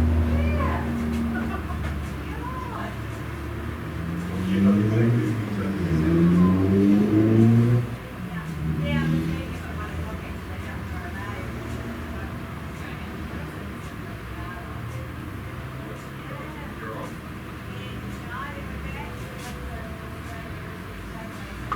it. Alright, let's bring in some of this, whatchamacallit, permanent orange.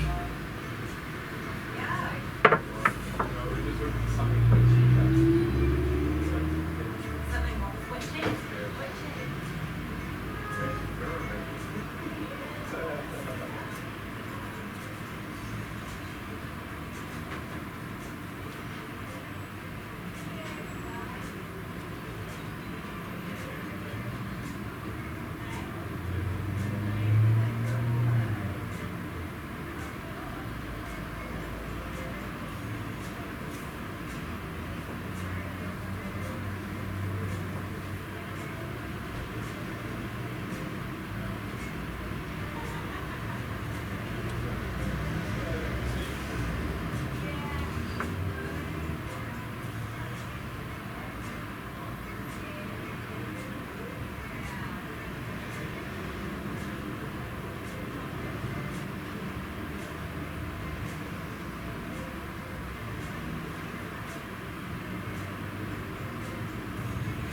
And he's got these little weird trees here. I'm not going to try and do those right now. I think today I feel like just big, going into the raw umber. Now the beautiful thing about raw umber is the way that it lends itself to other colors and stuff. Probably, could have been. So witchy, eh? You looking for something witchy? Yeah, well, Brian's daughter's kind of witchy stuff. That gold early is cool. That's kind of witchy. Yeah, that might be. More of this. Most of these colors are quite transparent. Alright, I'm out. Merry Christmas. See ya. Oh, sorry. Yeah, we'll see you again sometime. I'm not. No, God's my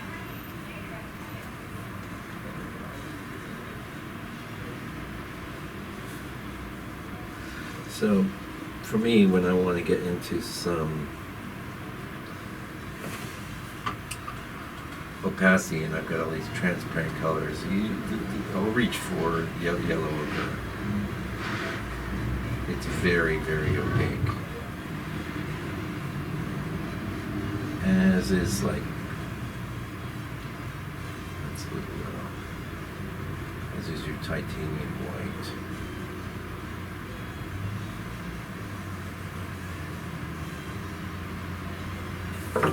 This color's on my palette already.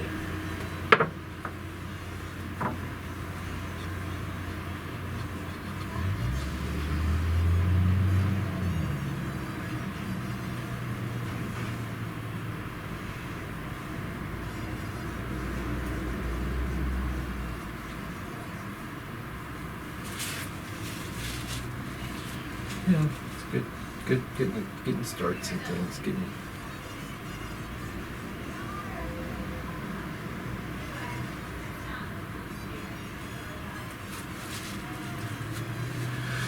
it's got a definite like hazy quality to it. I'm gonna do some more of this over. I'm gonna do some over. Get into this transition. And if you watch one of my recent videos, maybe it might have been in the middle of this 3-hour deal. There are definitely times that you want to mix and paint that transition color. Do not be lazy. Get away with a lot of stuff. Like a lot of times I get away with just pulling one color to the next, but there are definitely times to get into painting a transition tone. A little bit of lead white is going to be in order here. As I'm gradually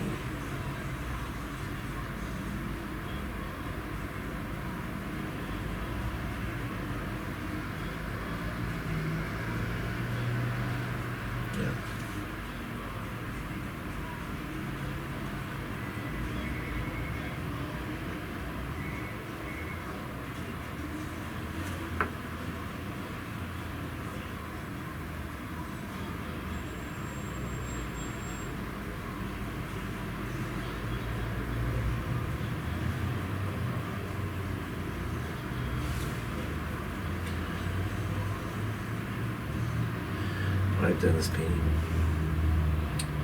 many times, in fact, many times.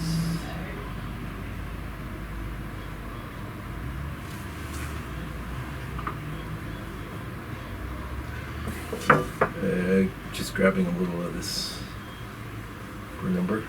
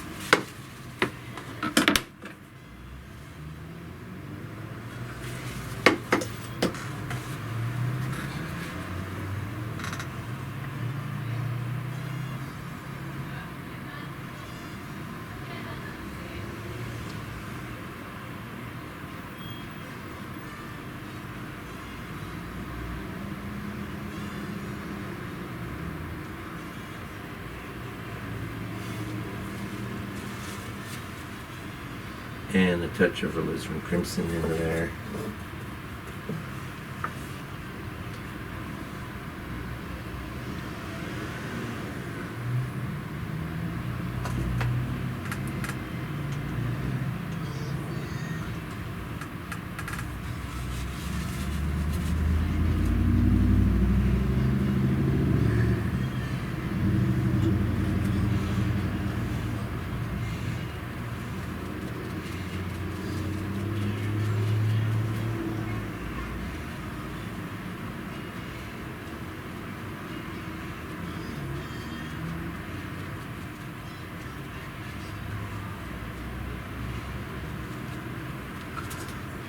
Just felt like I had to be settled. All right, gonna take a little break here. We'll be back.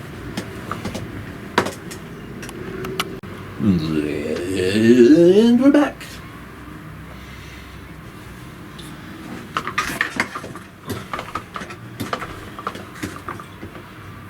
Okay. That's mineral spirits. That's a swab into the mineral spirits. And just want to make sure. Let's head it to this kind of straight thing on this. I don't want that. So just taking it down to where it might have been before. Whoa, ho, ho, ho. That's not the right color.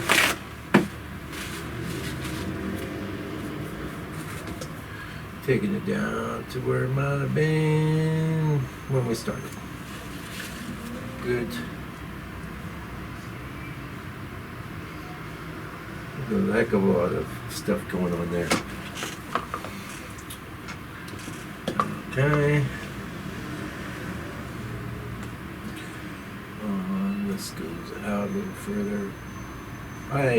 So yeah, one of the things I was thinking as I was mentioning how many times I painted this, how many times I messed with this lumpy, clumpy set of trees before.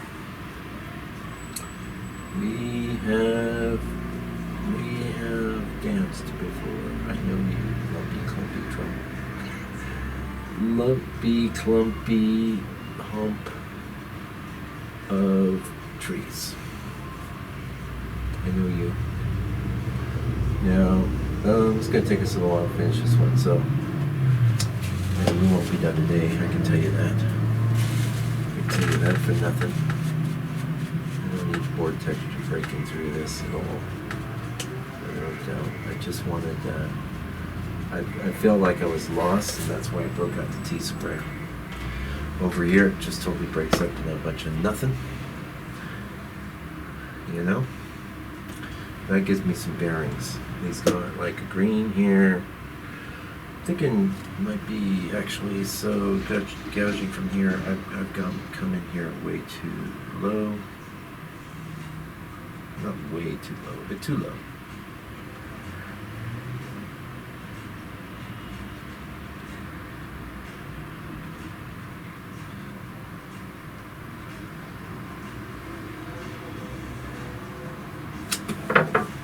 Whoa, what's he doing? Apparently in red. Yellow. Cad yellow. Why? The remnants of some of that burnt umber. Well, he's got this little half-feet tree there. By half-feet, I mean it's like so subtle it has to be like non-existent. Also, reds here.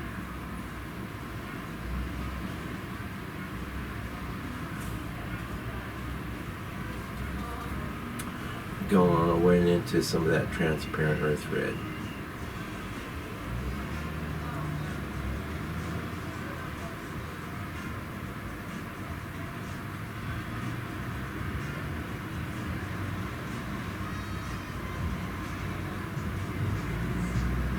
Doing a lot with greens and reds here. Everything's very subtle. Nice painting there. I gotta just creep up on it, you know.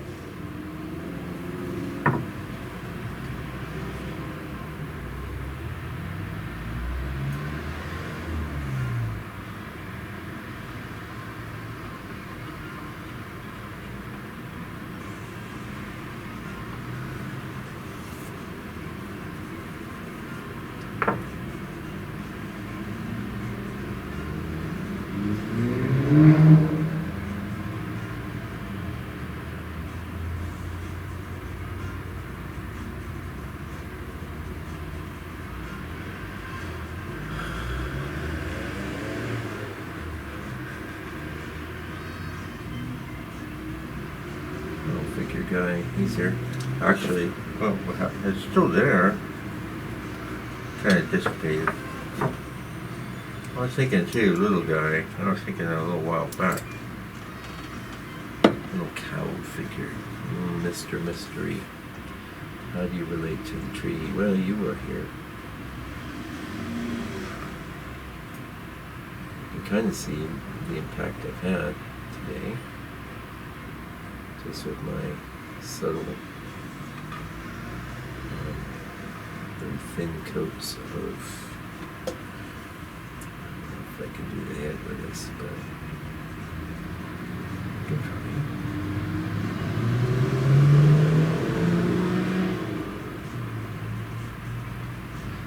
I knew that board color was the right color. I think we need another swoop.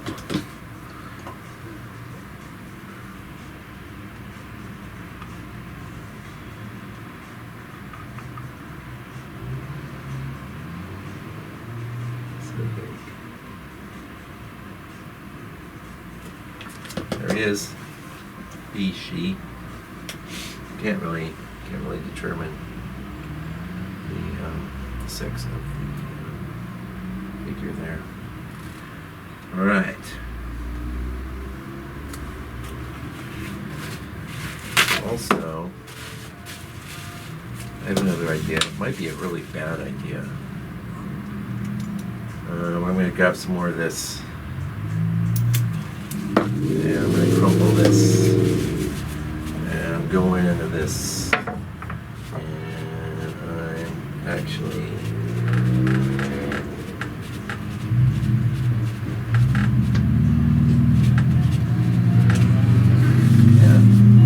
Well, it hasn't ruined it. But...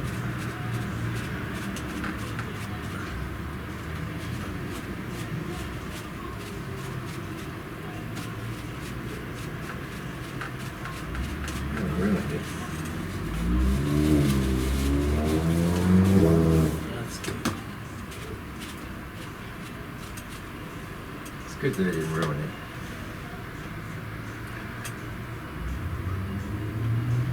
I could do more.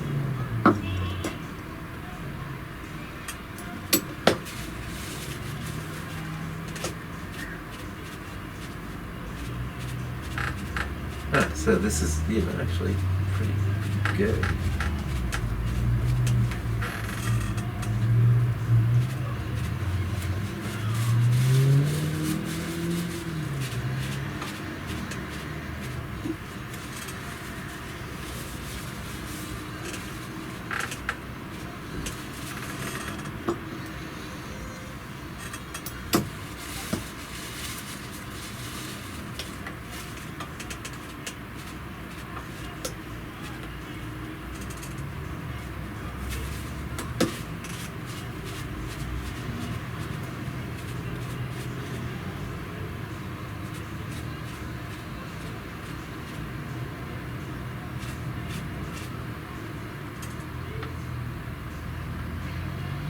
Yeah, pretty happy with that.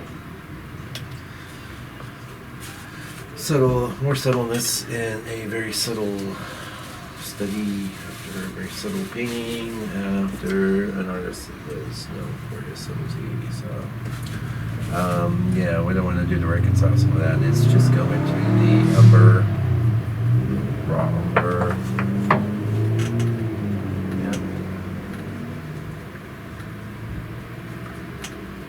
His message to my madness is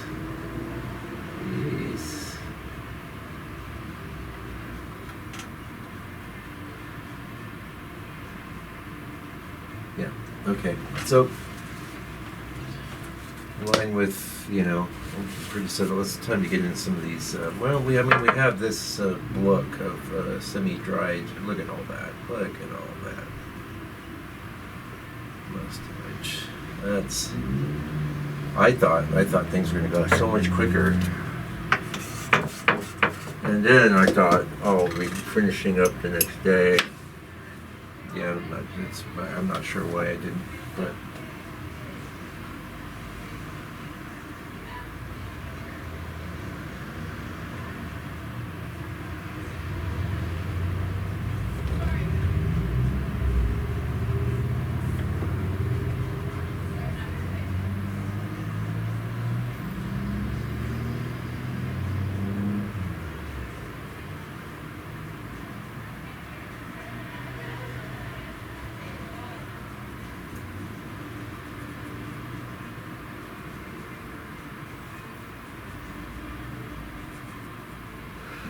I think a lot of the effects that he got in this painting are because he was working over another painting.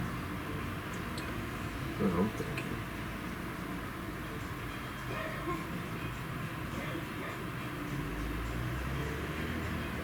Don't come in here, coffee guy.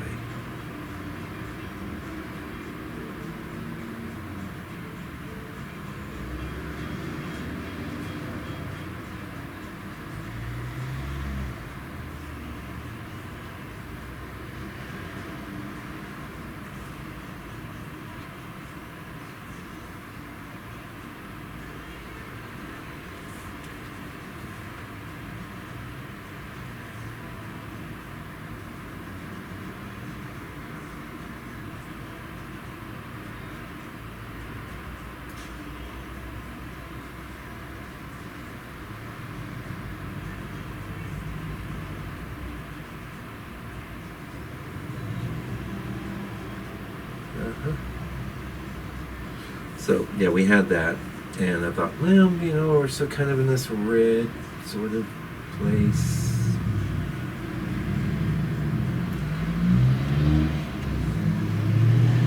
This red place.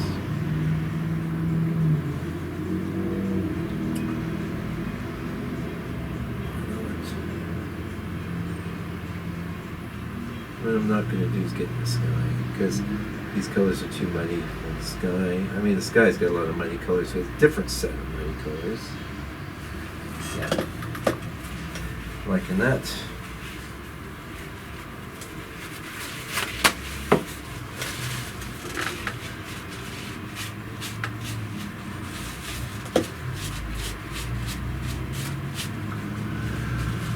Sometimes when you see me make that sort of move, it's really because I want to diffuse the brushwork. I don't want every stroke so obvious.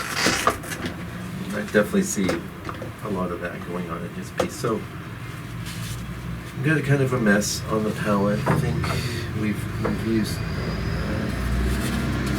a bit part of these little clumps, so get rid of all of it.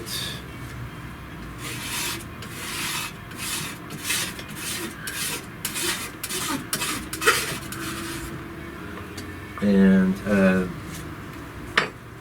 let's go ahead and take a bit, and I'll clean up my palette. I'll be right back. Yeah, there, spared you, spared you. I value your time. I know sometimes it doesn't seem like it when I'm, you know, texting, messaging, what have you. I do appreciate it. Now, I could have mixed some more of this, but I figured, you know, tomorrow's Christmas, so, I mean, this one this is Mike's green. Let's go and get some going here, because we're going to build off of that. And it was drying. Needs to be lighter. I think I'm going to go in with this ochre though, which will also flatten it. This isn't terribly flat. Now the CAD won't flatten. I mean, it'll still be luminous. Ooh, let's go into some of this orange too. I mean, we're putting in so much other stuff. I go, I don't want to look like rain on me more than me. Well, that's why we'll go with the top. Actually, instead of that, let's go with some of this green umber. We'll get our green, sneak in our green from there, hey? Ooh, that's nice. I like that because it's got control, whereas if I'd gone with the actual phthalo, how are we doing on values? I want to go a touch darker, and I think I'm going to go into black. A bit more of this, I'm liking that. So up here, he's got like a darker sort of green. Yep. Pretty subtle, but definitely I perceive it. And actually, it goes flatter as it goes off here into here. And then there, it actually goes like grayer and more. That's raw umber and actual gray coming in off the side.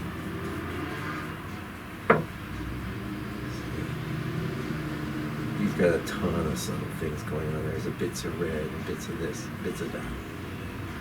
And again, I've said this before, I don't mind if my painting isn't completely faithful to old Inness, but you know what, this tone I have is kind of appropriate for these trees. They're so vague. And you know what's funny too is like his painting's probably 30 by 40 inches or bigger, you know. I tend to work with those. In fact, I say tend to, I mean almost 100% work with the golden mean. So 30-40 is not a golden mean proportion.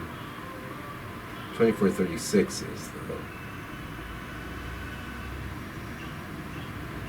Yeah, this isn't right. We'll get started. Remember I talk about all my edge strategies. There's one. Just smack it with your finger. Tree number 1. This is definitely like feels more intense, but we're going to see it through. Very subtle and smoked out in the distance there, but I don't have a strategy for that. So Mike, you use that word strategy a lot. Well, you need to have strategies. If you're painting, you need to have a plan. Alright, here's my strategy. You want to see? That worked fine. Well, those are vague. They're going to need more work, but good enough for now. And it ties into this sort of thing. He's got all this weird, muddy, weird half colors. He wrote a whole thesis on how he felt all colors became gray towards the horizon, which I don't know about that, George. But hey, no, I did put some of this raw umber on pardon me, burnt umber. Wow, that's a harsh line there. You don't need that.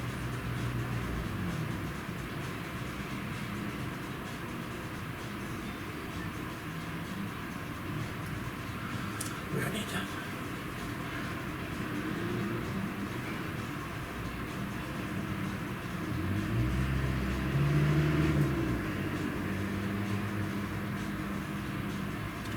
Not getting into these branches right now. Although we could, frankly. I mean, it's dry under there, but it's not where my head's at. Gonna get a little more of this gray into this, that, more of that, because it feels like a smoky sort of color that I see a lot of back here. Bits of gray, bits of even this oil is required. A brush wipe is required, and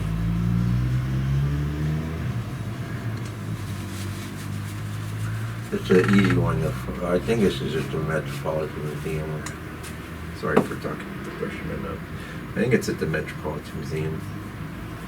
So this is an easy one to find reference at if you want to study this. Like I said, earlier in this video, would have been a couple days ago, maybe 2-3 days ago.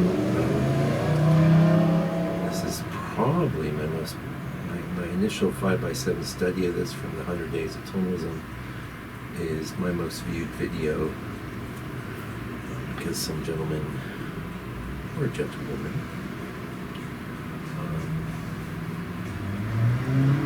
put it on a playlist called Tonalism. So I think he put Tonalism in. Whoa, I said I was going to get in the sky, but I saw my chance with this color because I thought, yeah, it's pretty similar. So my chance to start kind of sculpting this tree a little bit. Lead white into that.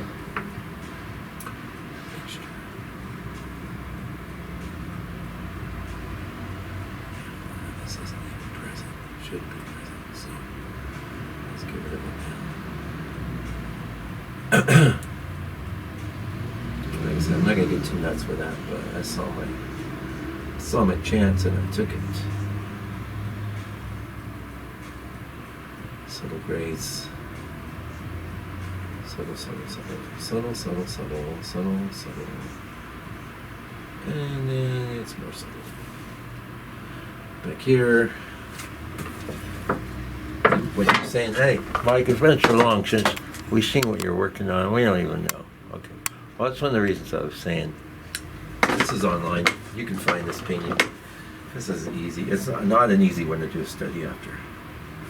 So where normally I would go with crimson if I didn't have the burnt umber, I'd go with crimson and then make it work.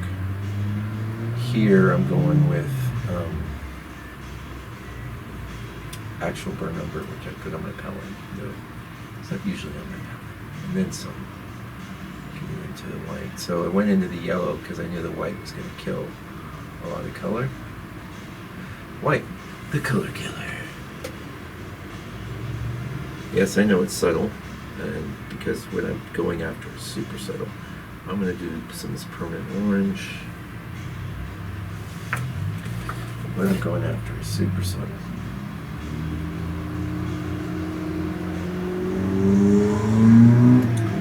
More white. More. Yo, Mike, you keep messing with that. You're not doing nothing, man. Yeah, well, sometimes you gotta creep up on things. Don't get too excited. I've been creeping and creeping and creeping. Let's wipe my brush off. Let's do a little more done of that. Because that's got the opacity. And that's got the smoky redness.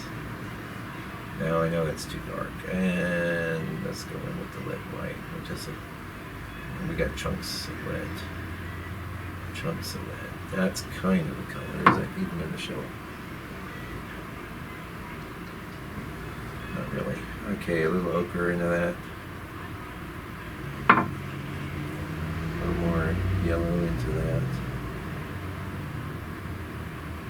One of the things I'm running into is like, I think his color is the result of like, it's like, it's got this cool redness to it. Yeah, that'll do.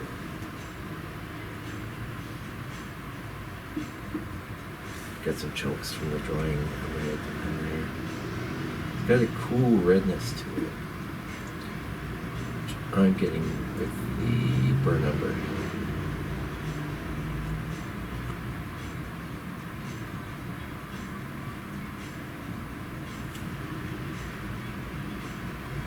Yep.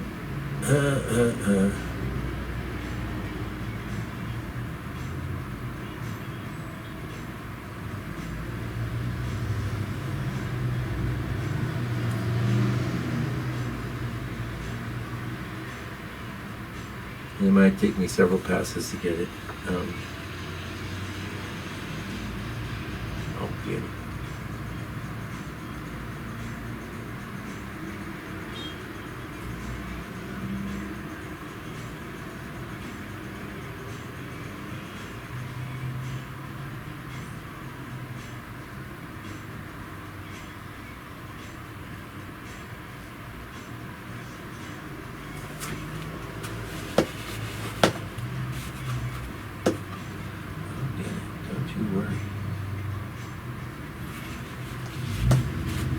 I'm pretty happy with that. It's still got a ways to go, but we're creeping up on it.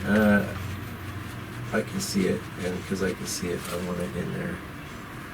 And over here, not as critical. Over here, actually, much of what is brushing, from the tree.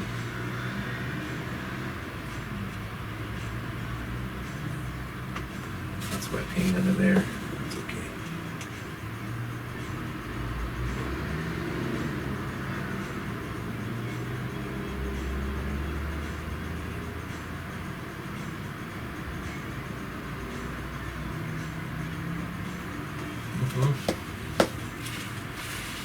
Yep.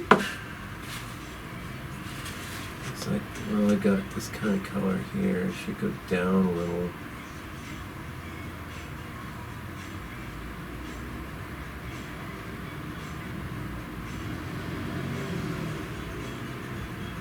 one of the, it's not even straight, it's just sort of straight. Yeah, pretty happy with it.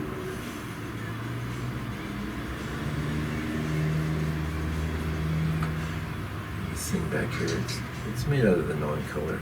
It's made out of the non-color color. It's indiscriminately greenish. But I know what he's up to. I know what he's up to because I have every book about Inness. I think it's been written. Whoa, hey, ho. Oh, that's not what I wanted. I was hoping for something subtle there. There's one called Inness and the Science of Landscape. I highly recommend it. I think the author's name is Bell.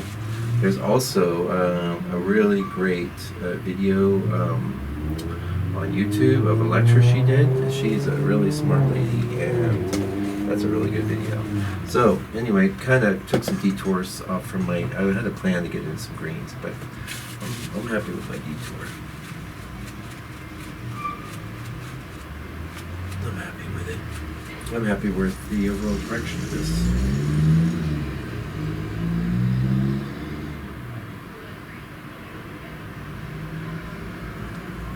Hippie. Okay.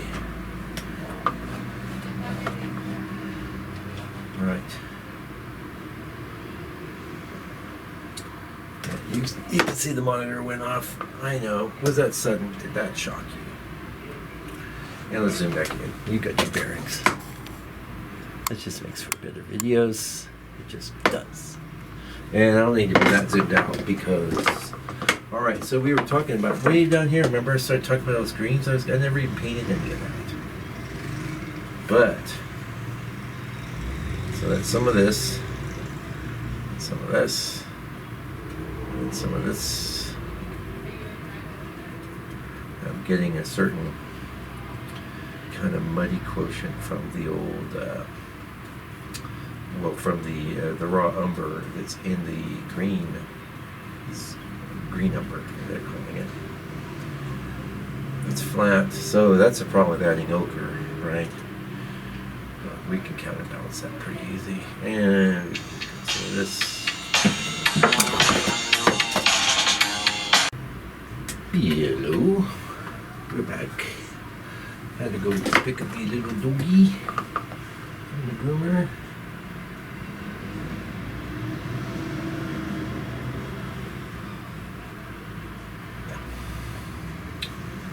Doing okay. We're doing okay. I mean, we're making progress. So what I was about to get into for the phone rang, and that was the lady who was working on my dog,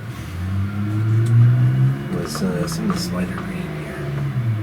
Ooh, before we do that though, yeah, I keep forgetting. I'm just gonna put that off to the side. Down in here, can you see that? Yes, you can. Okay, good.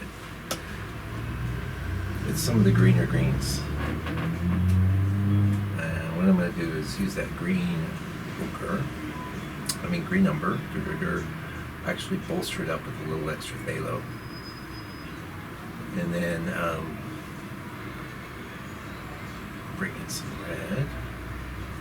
And a bit of ochre, because you can see that it won't really identify its nature until it gets some ochre opacity going. Like that.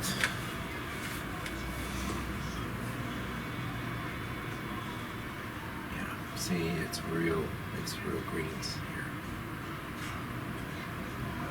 I know the technique I'm using to lay it on is kind of a technique where it's not pushing in real hard though, so some of that board color is coming up through, and I definitely want some of this underneath. It's not much different from that color. I could have done it back then. Also,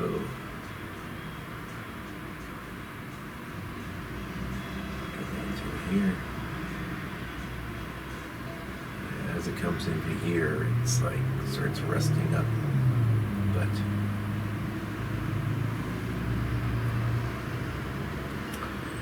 like that. I see some of that here too. Quite strong, and so it bared down a little.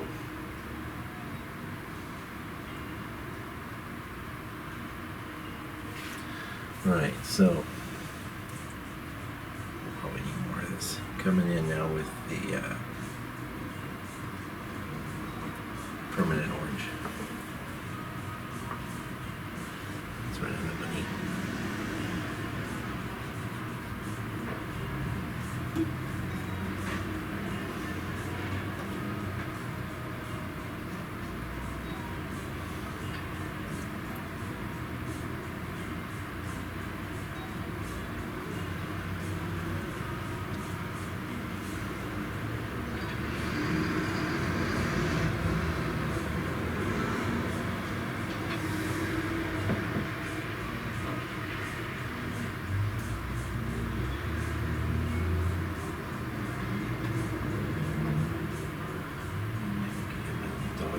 Smooth. You picked him on me. You know, I find, of course, the whole grooming thing a little traumatic, but hey, he's also used to it.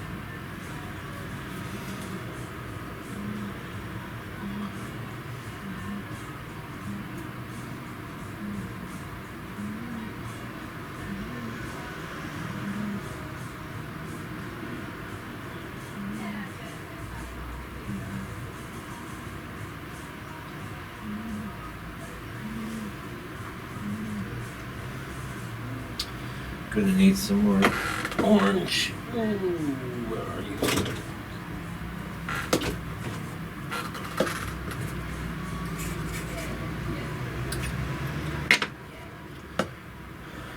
Don't know which orange he used. Don't know which red. I was looking at some. I was looking at Instagram. Like one of my. In fact, if you follow me on Instagram, I put up one of my nudes there that I just put up in the shop. Very tasteful, very tasteful.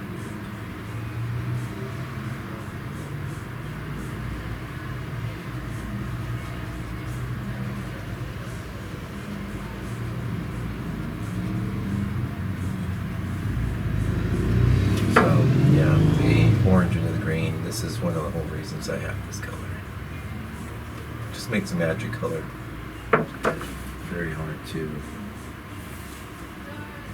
well, I mean, you can get there with, in fact, I am grabbing a bit of, it's not transparent earth red. It's fake sienna from Taylor Roundy, Georgian.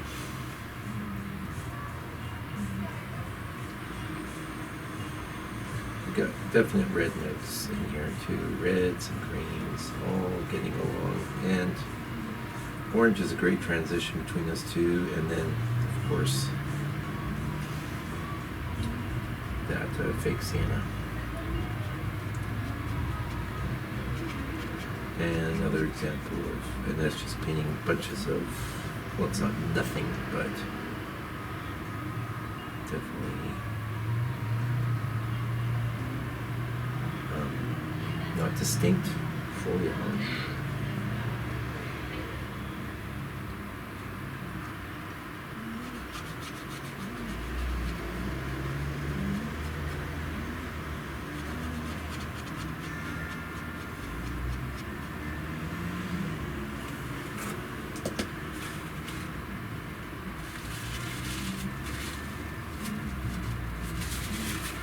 Wiping off the brush, going into the oil.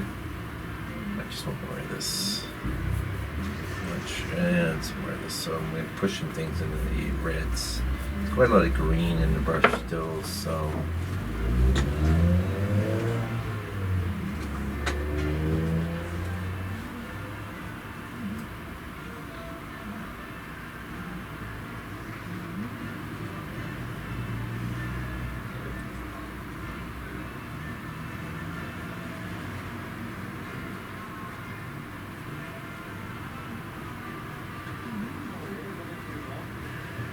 Got to be the Vegas and South River.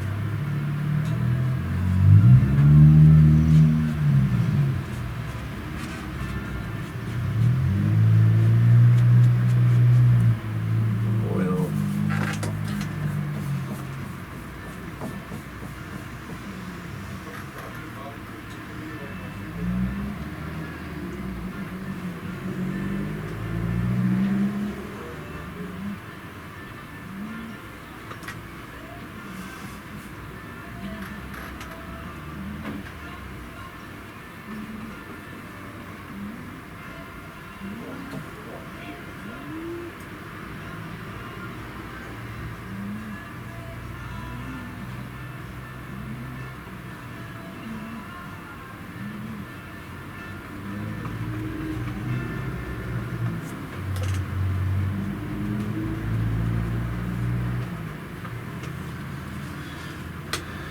Yeah, and tempted to go into the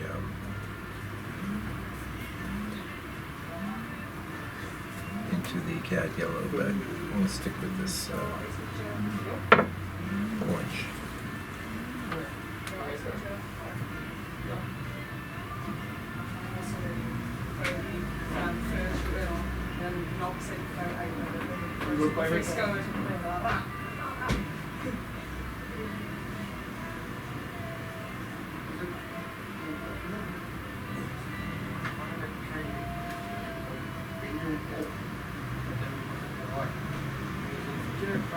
I think I've gone too small.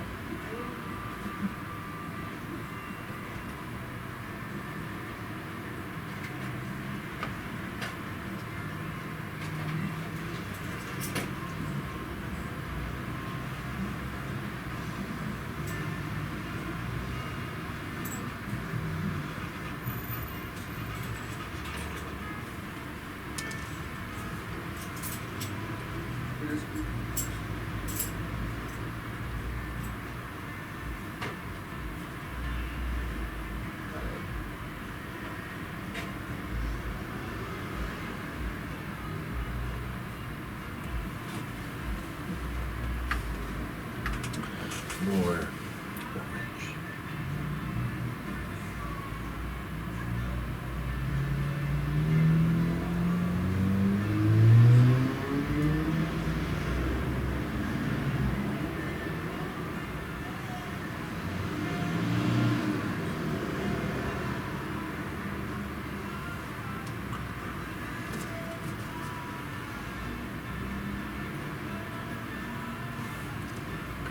Leave him there. I can see where he's a little off. Everything's a little off. That's okay, because we are not doing a paint by numbers copy of Inness. We're doing a study.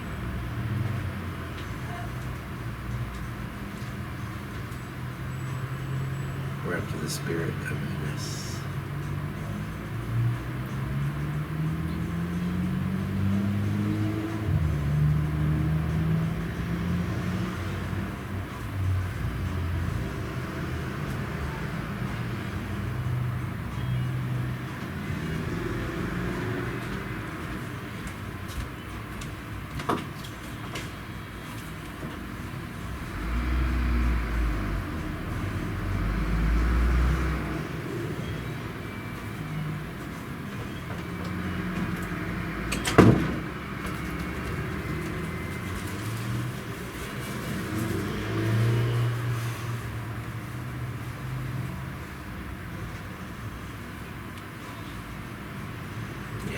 Now, I'm going to go into a touch of this silver, which gives me color like what's already kind of there.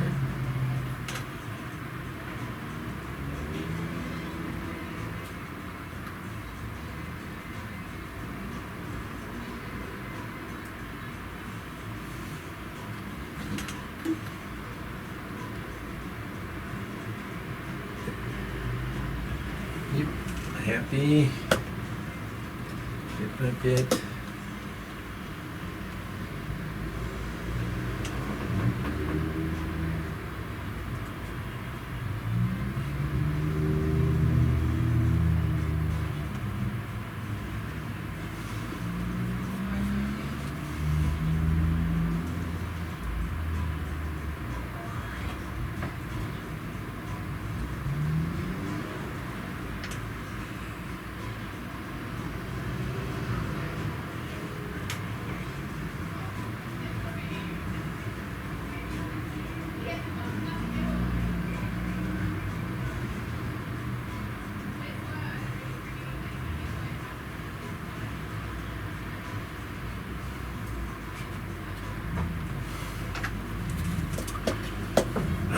So I didn't say anything, but was one of the things in my head was to go into some permanent green light. I can guarantee you he didn't have this color. He had something sort of like it, mixed with the orange.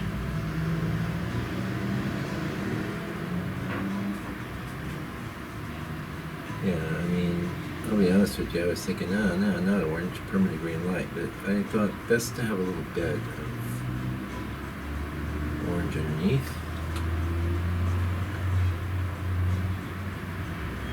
Remember, things not too straight, a little bit more indistinct.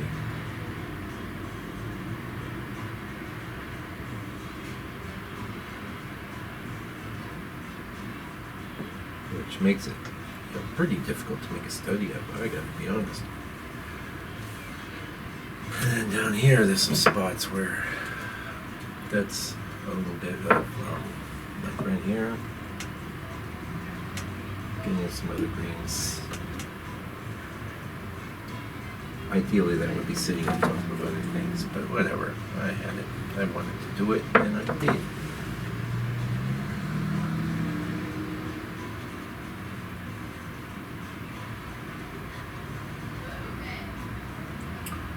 Yeah, the award for Vegas Path ever goes to George Inness.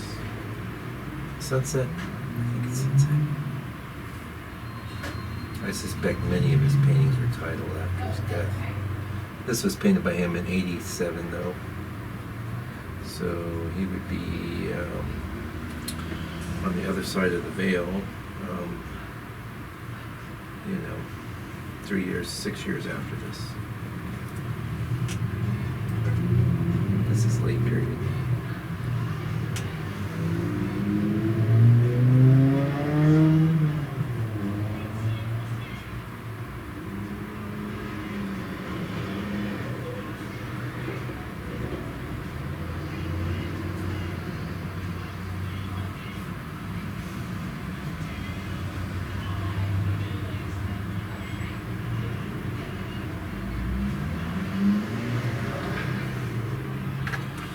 Add yellow into this mix.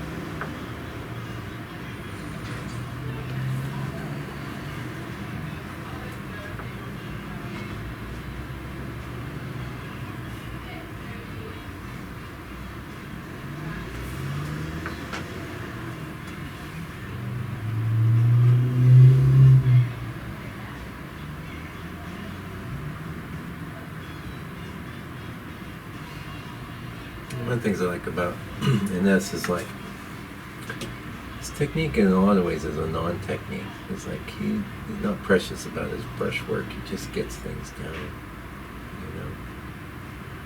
I think I'm the same way. Although,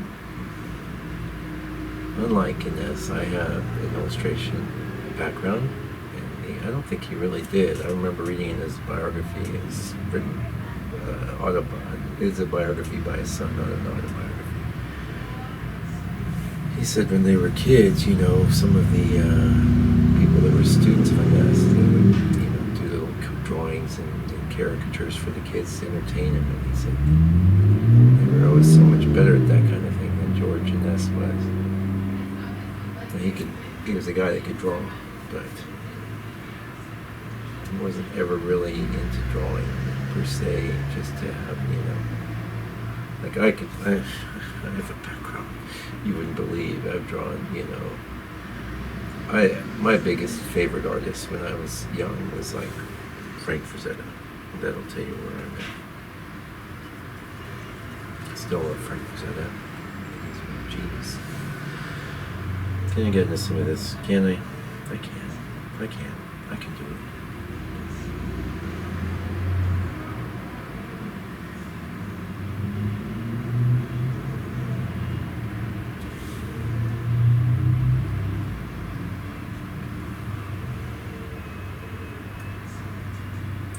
Much.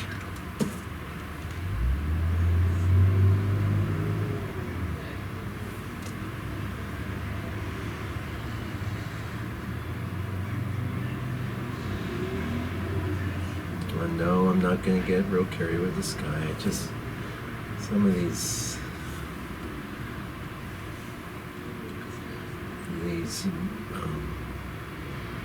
I just don't want these too clumpy.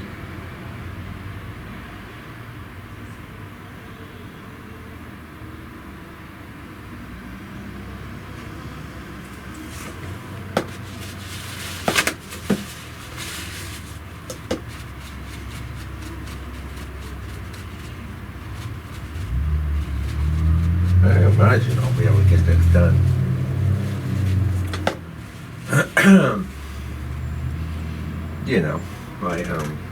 Before the end of the year, that'd be good. Alright, so going into screens with a bunch of this fake sienna.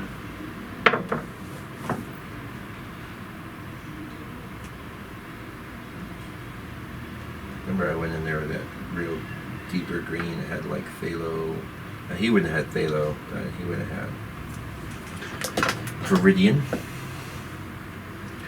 which I think is also a modern pigment. I think that's like a synthetic type pigment. I don't really know much about it, but phthalo came along in the 20th century, much more powerful.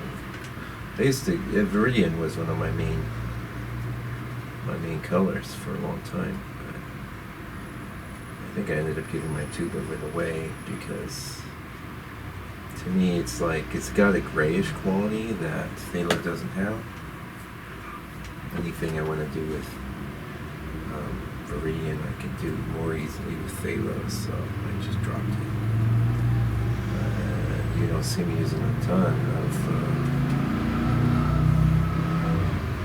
phthalo in my paintings, but I need it. It's there.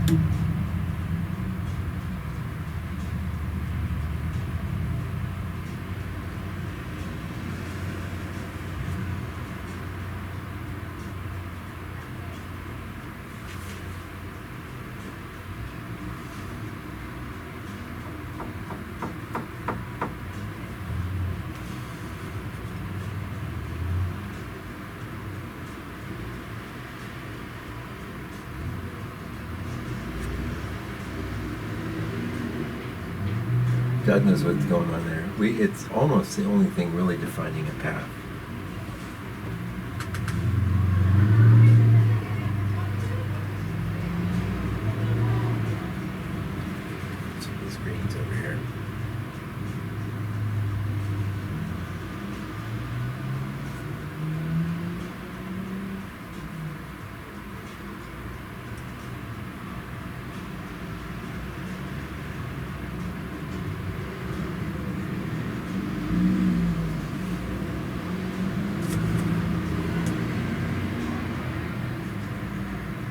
What the hell? You know I didn't mean to do that. It's just a bit of pain.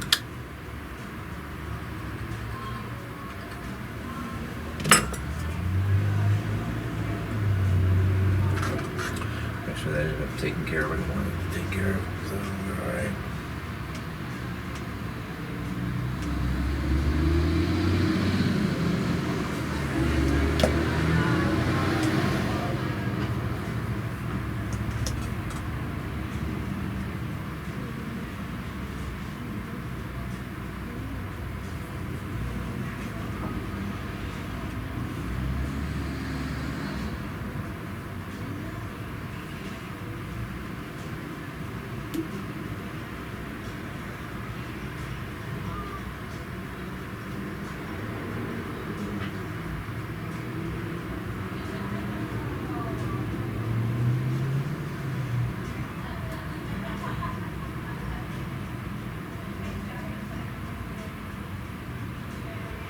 Gotta get rid of some of these lines.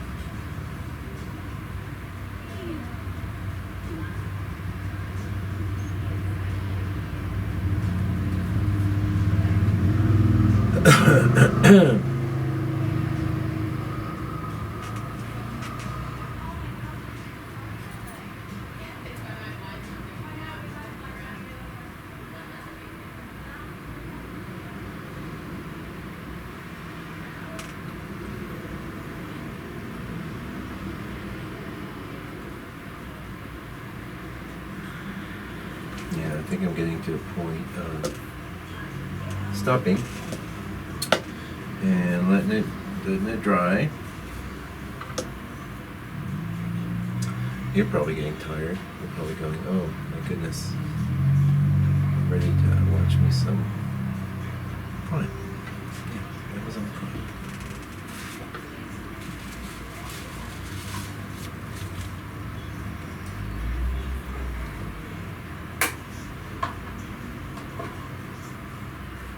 Hello.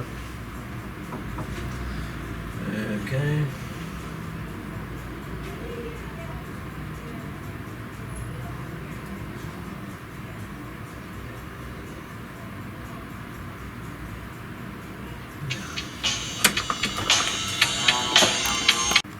Okay, so yeah, definitely feel like, I mean, I could keep futzing around, but well, that's what I've been doing a lot of, and I will say most everything I've been doing has been having a positive impact. But I think it's probably a good plan to, you know what I figured out with this guy, it's just not in there, it's not where it's supposed to be. She, they.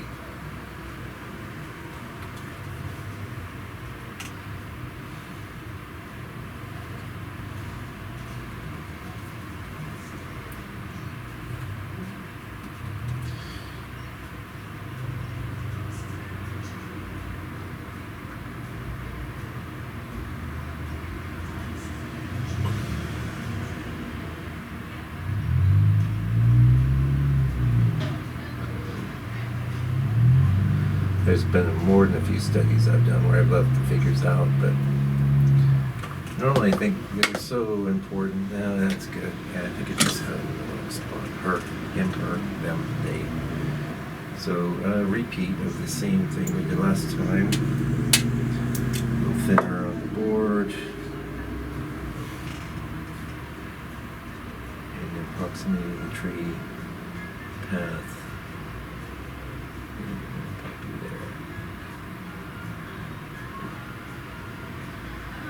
That's a little hit.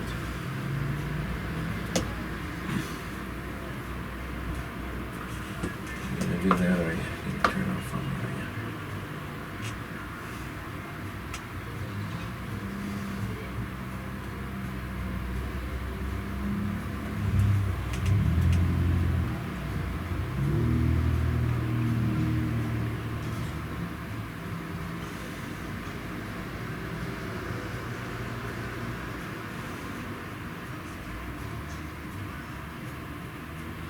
So one of the main ways I go wrong doing this kind of thing is to just keep trying to use the same swab. Sorry about that. Yeah, we're definitely in a better position now.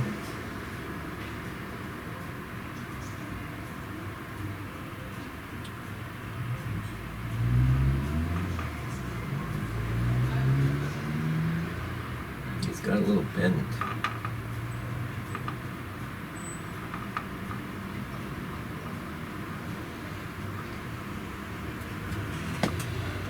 Yeah, happy with that.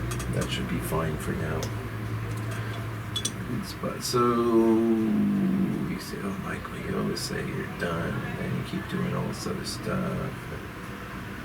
Yeah. Now there's another thing. It's like up here. It's sort of vague. Don't know what it is. But put it in. I thought it'd be good because it's vague. I mean, it's better to have it come up from underneath. And there's another spot here where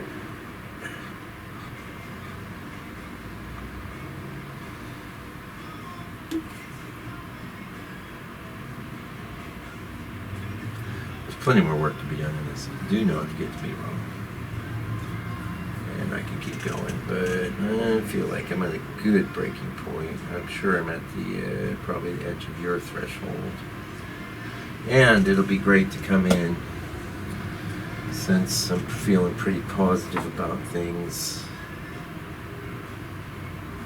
It'll feel real good to come in and just, you know, finish it off.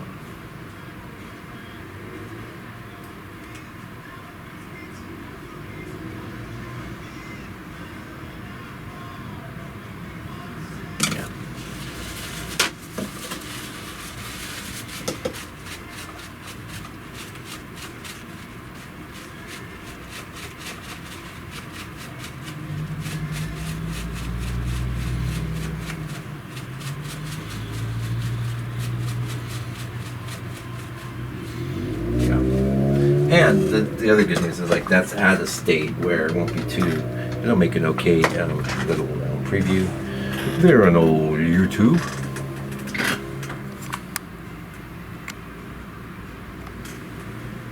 Thank you for joining me today. Come here. Oh, that's good. Let's show you our Christmas dog. He's a Christmas dog. Do, do, do, do, do, do, do. He smells really good.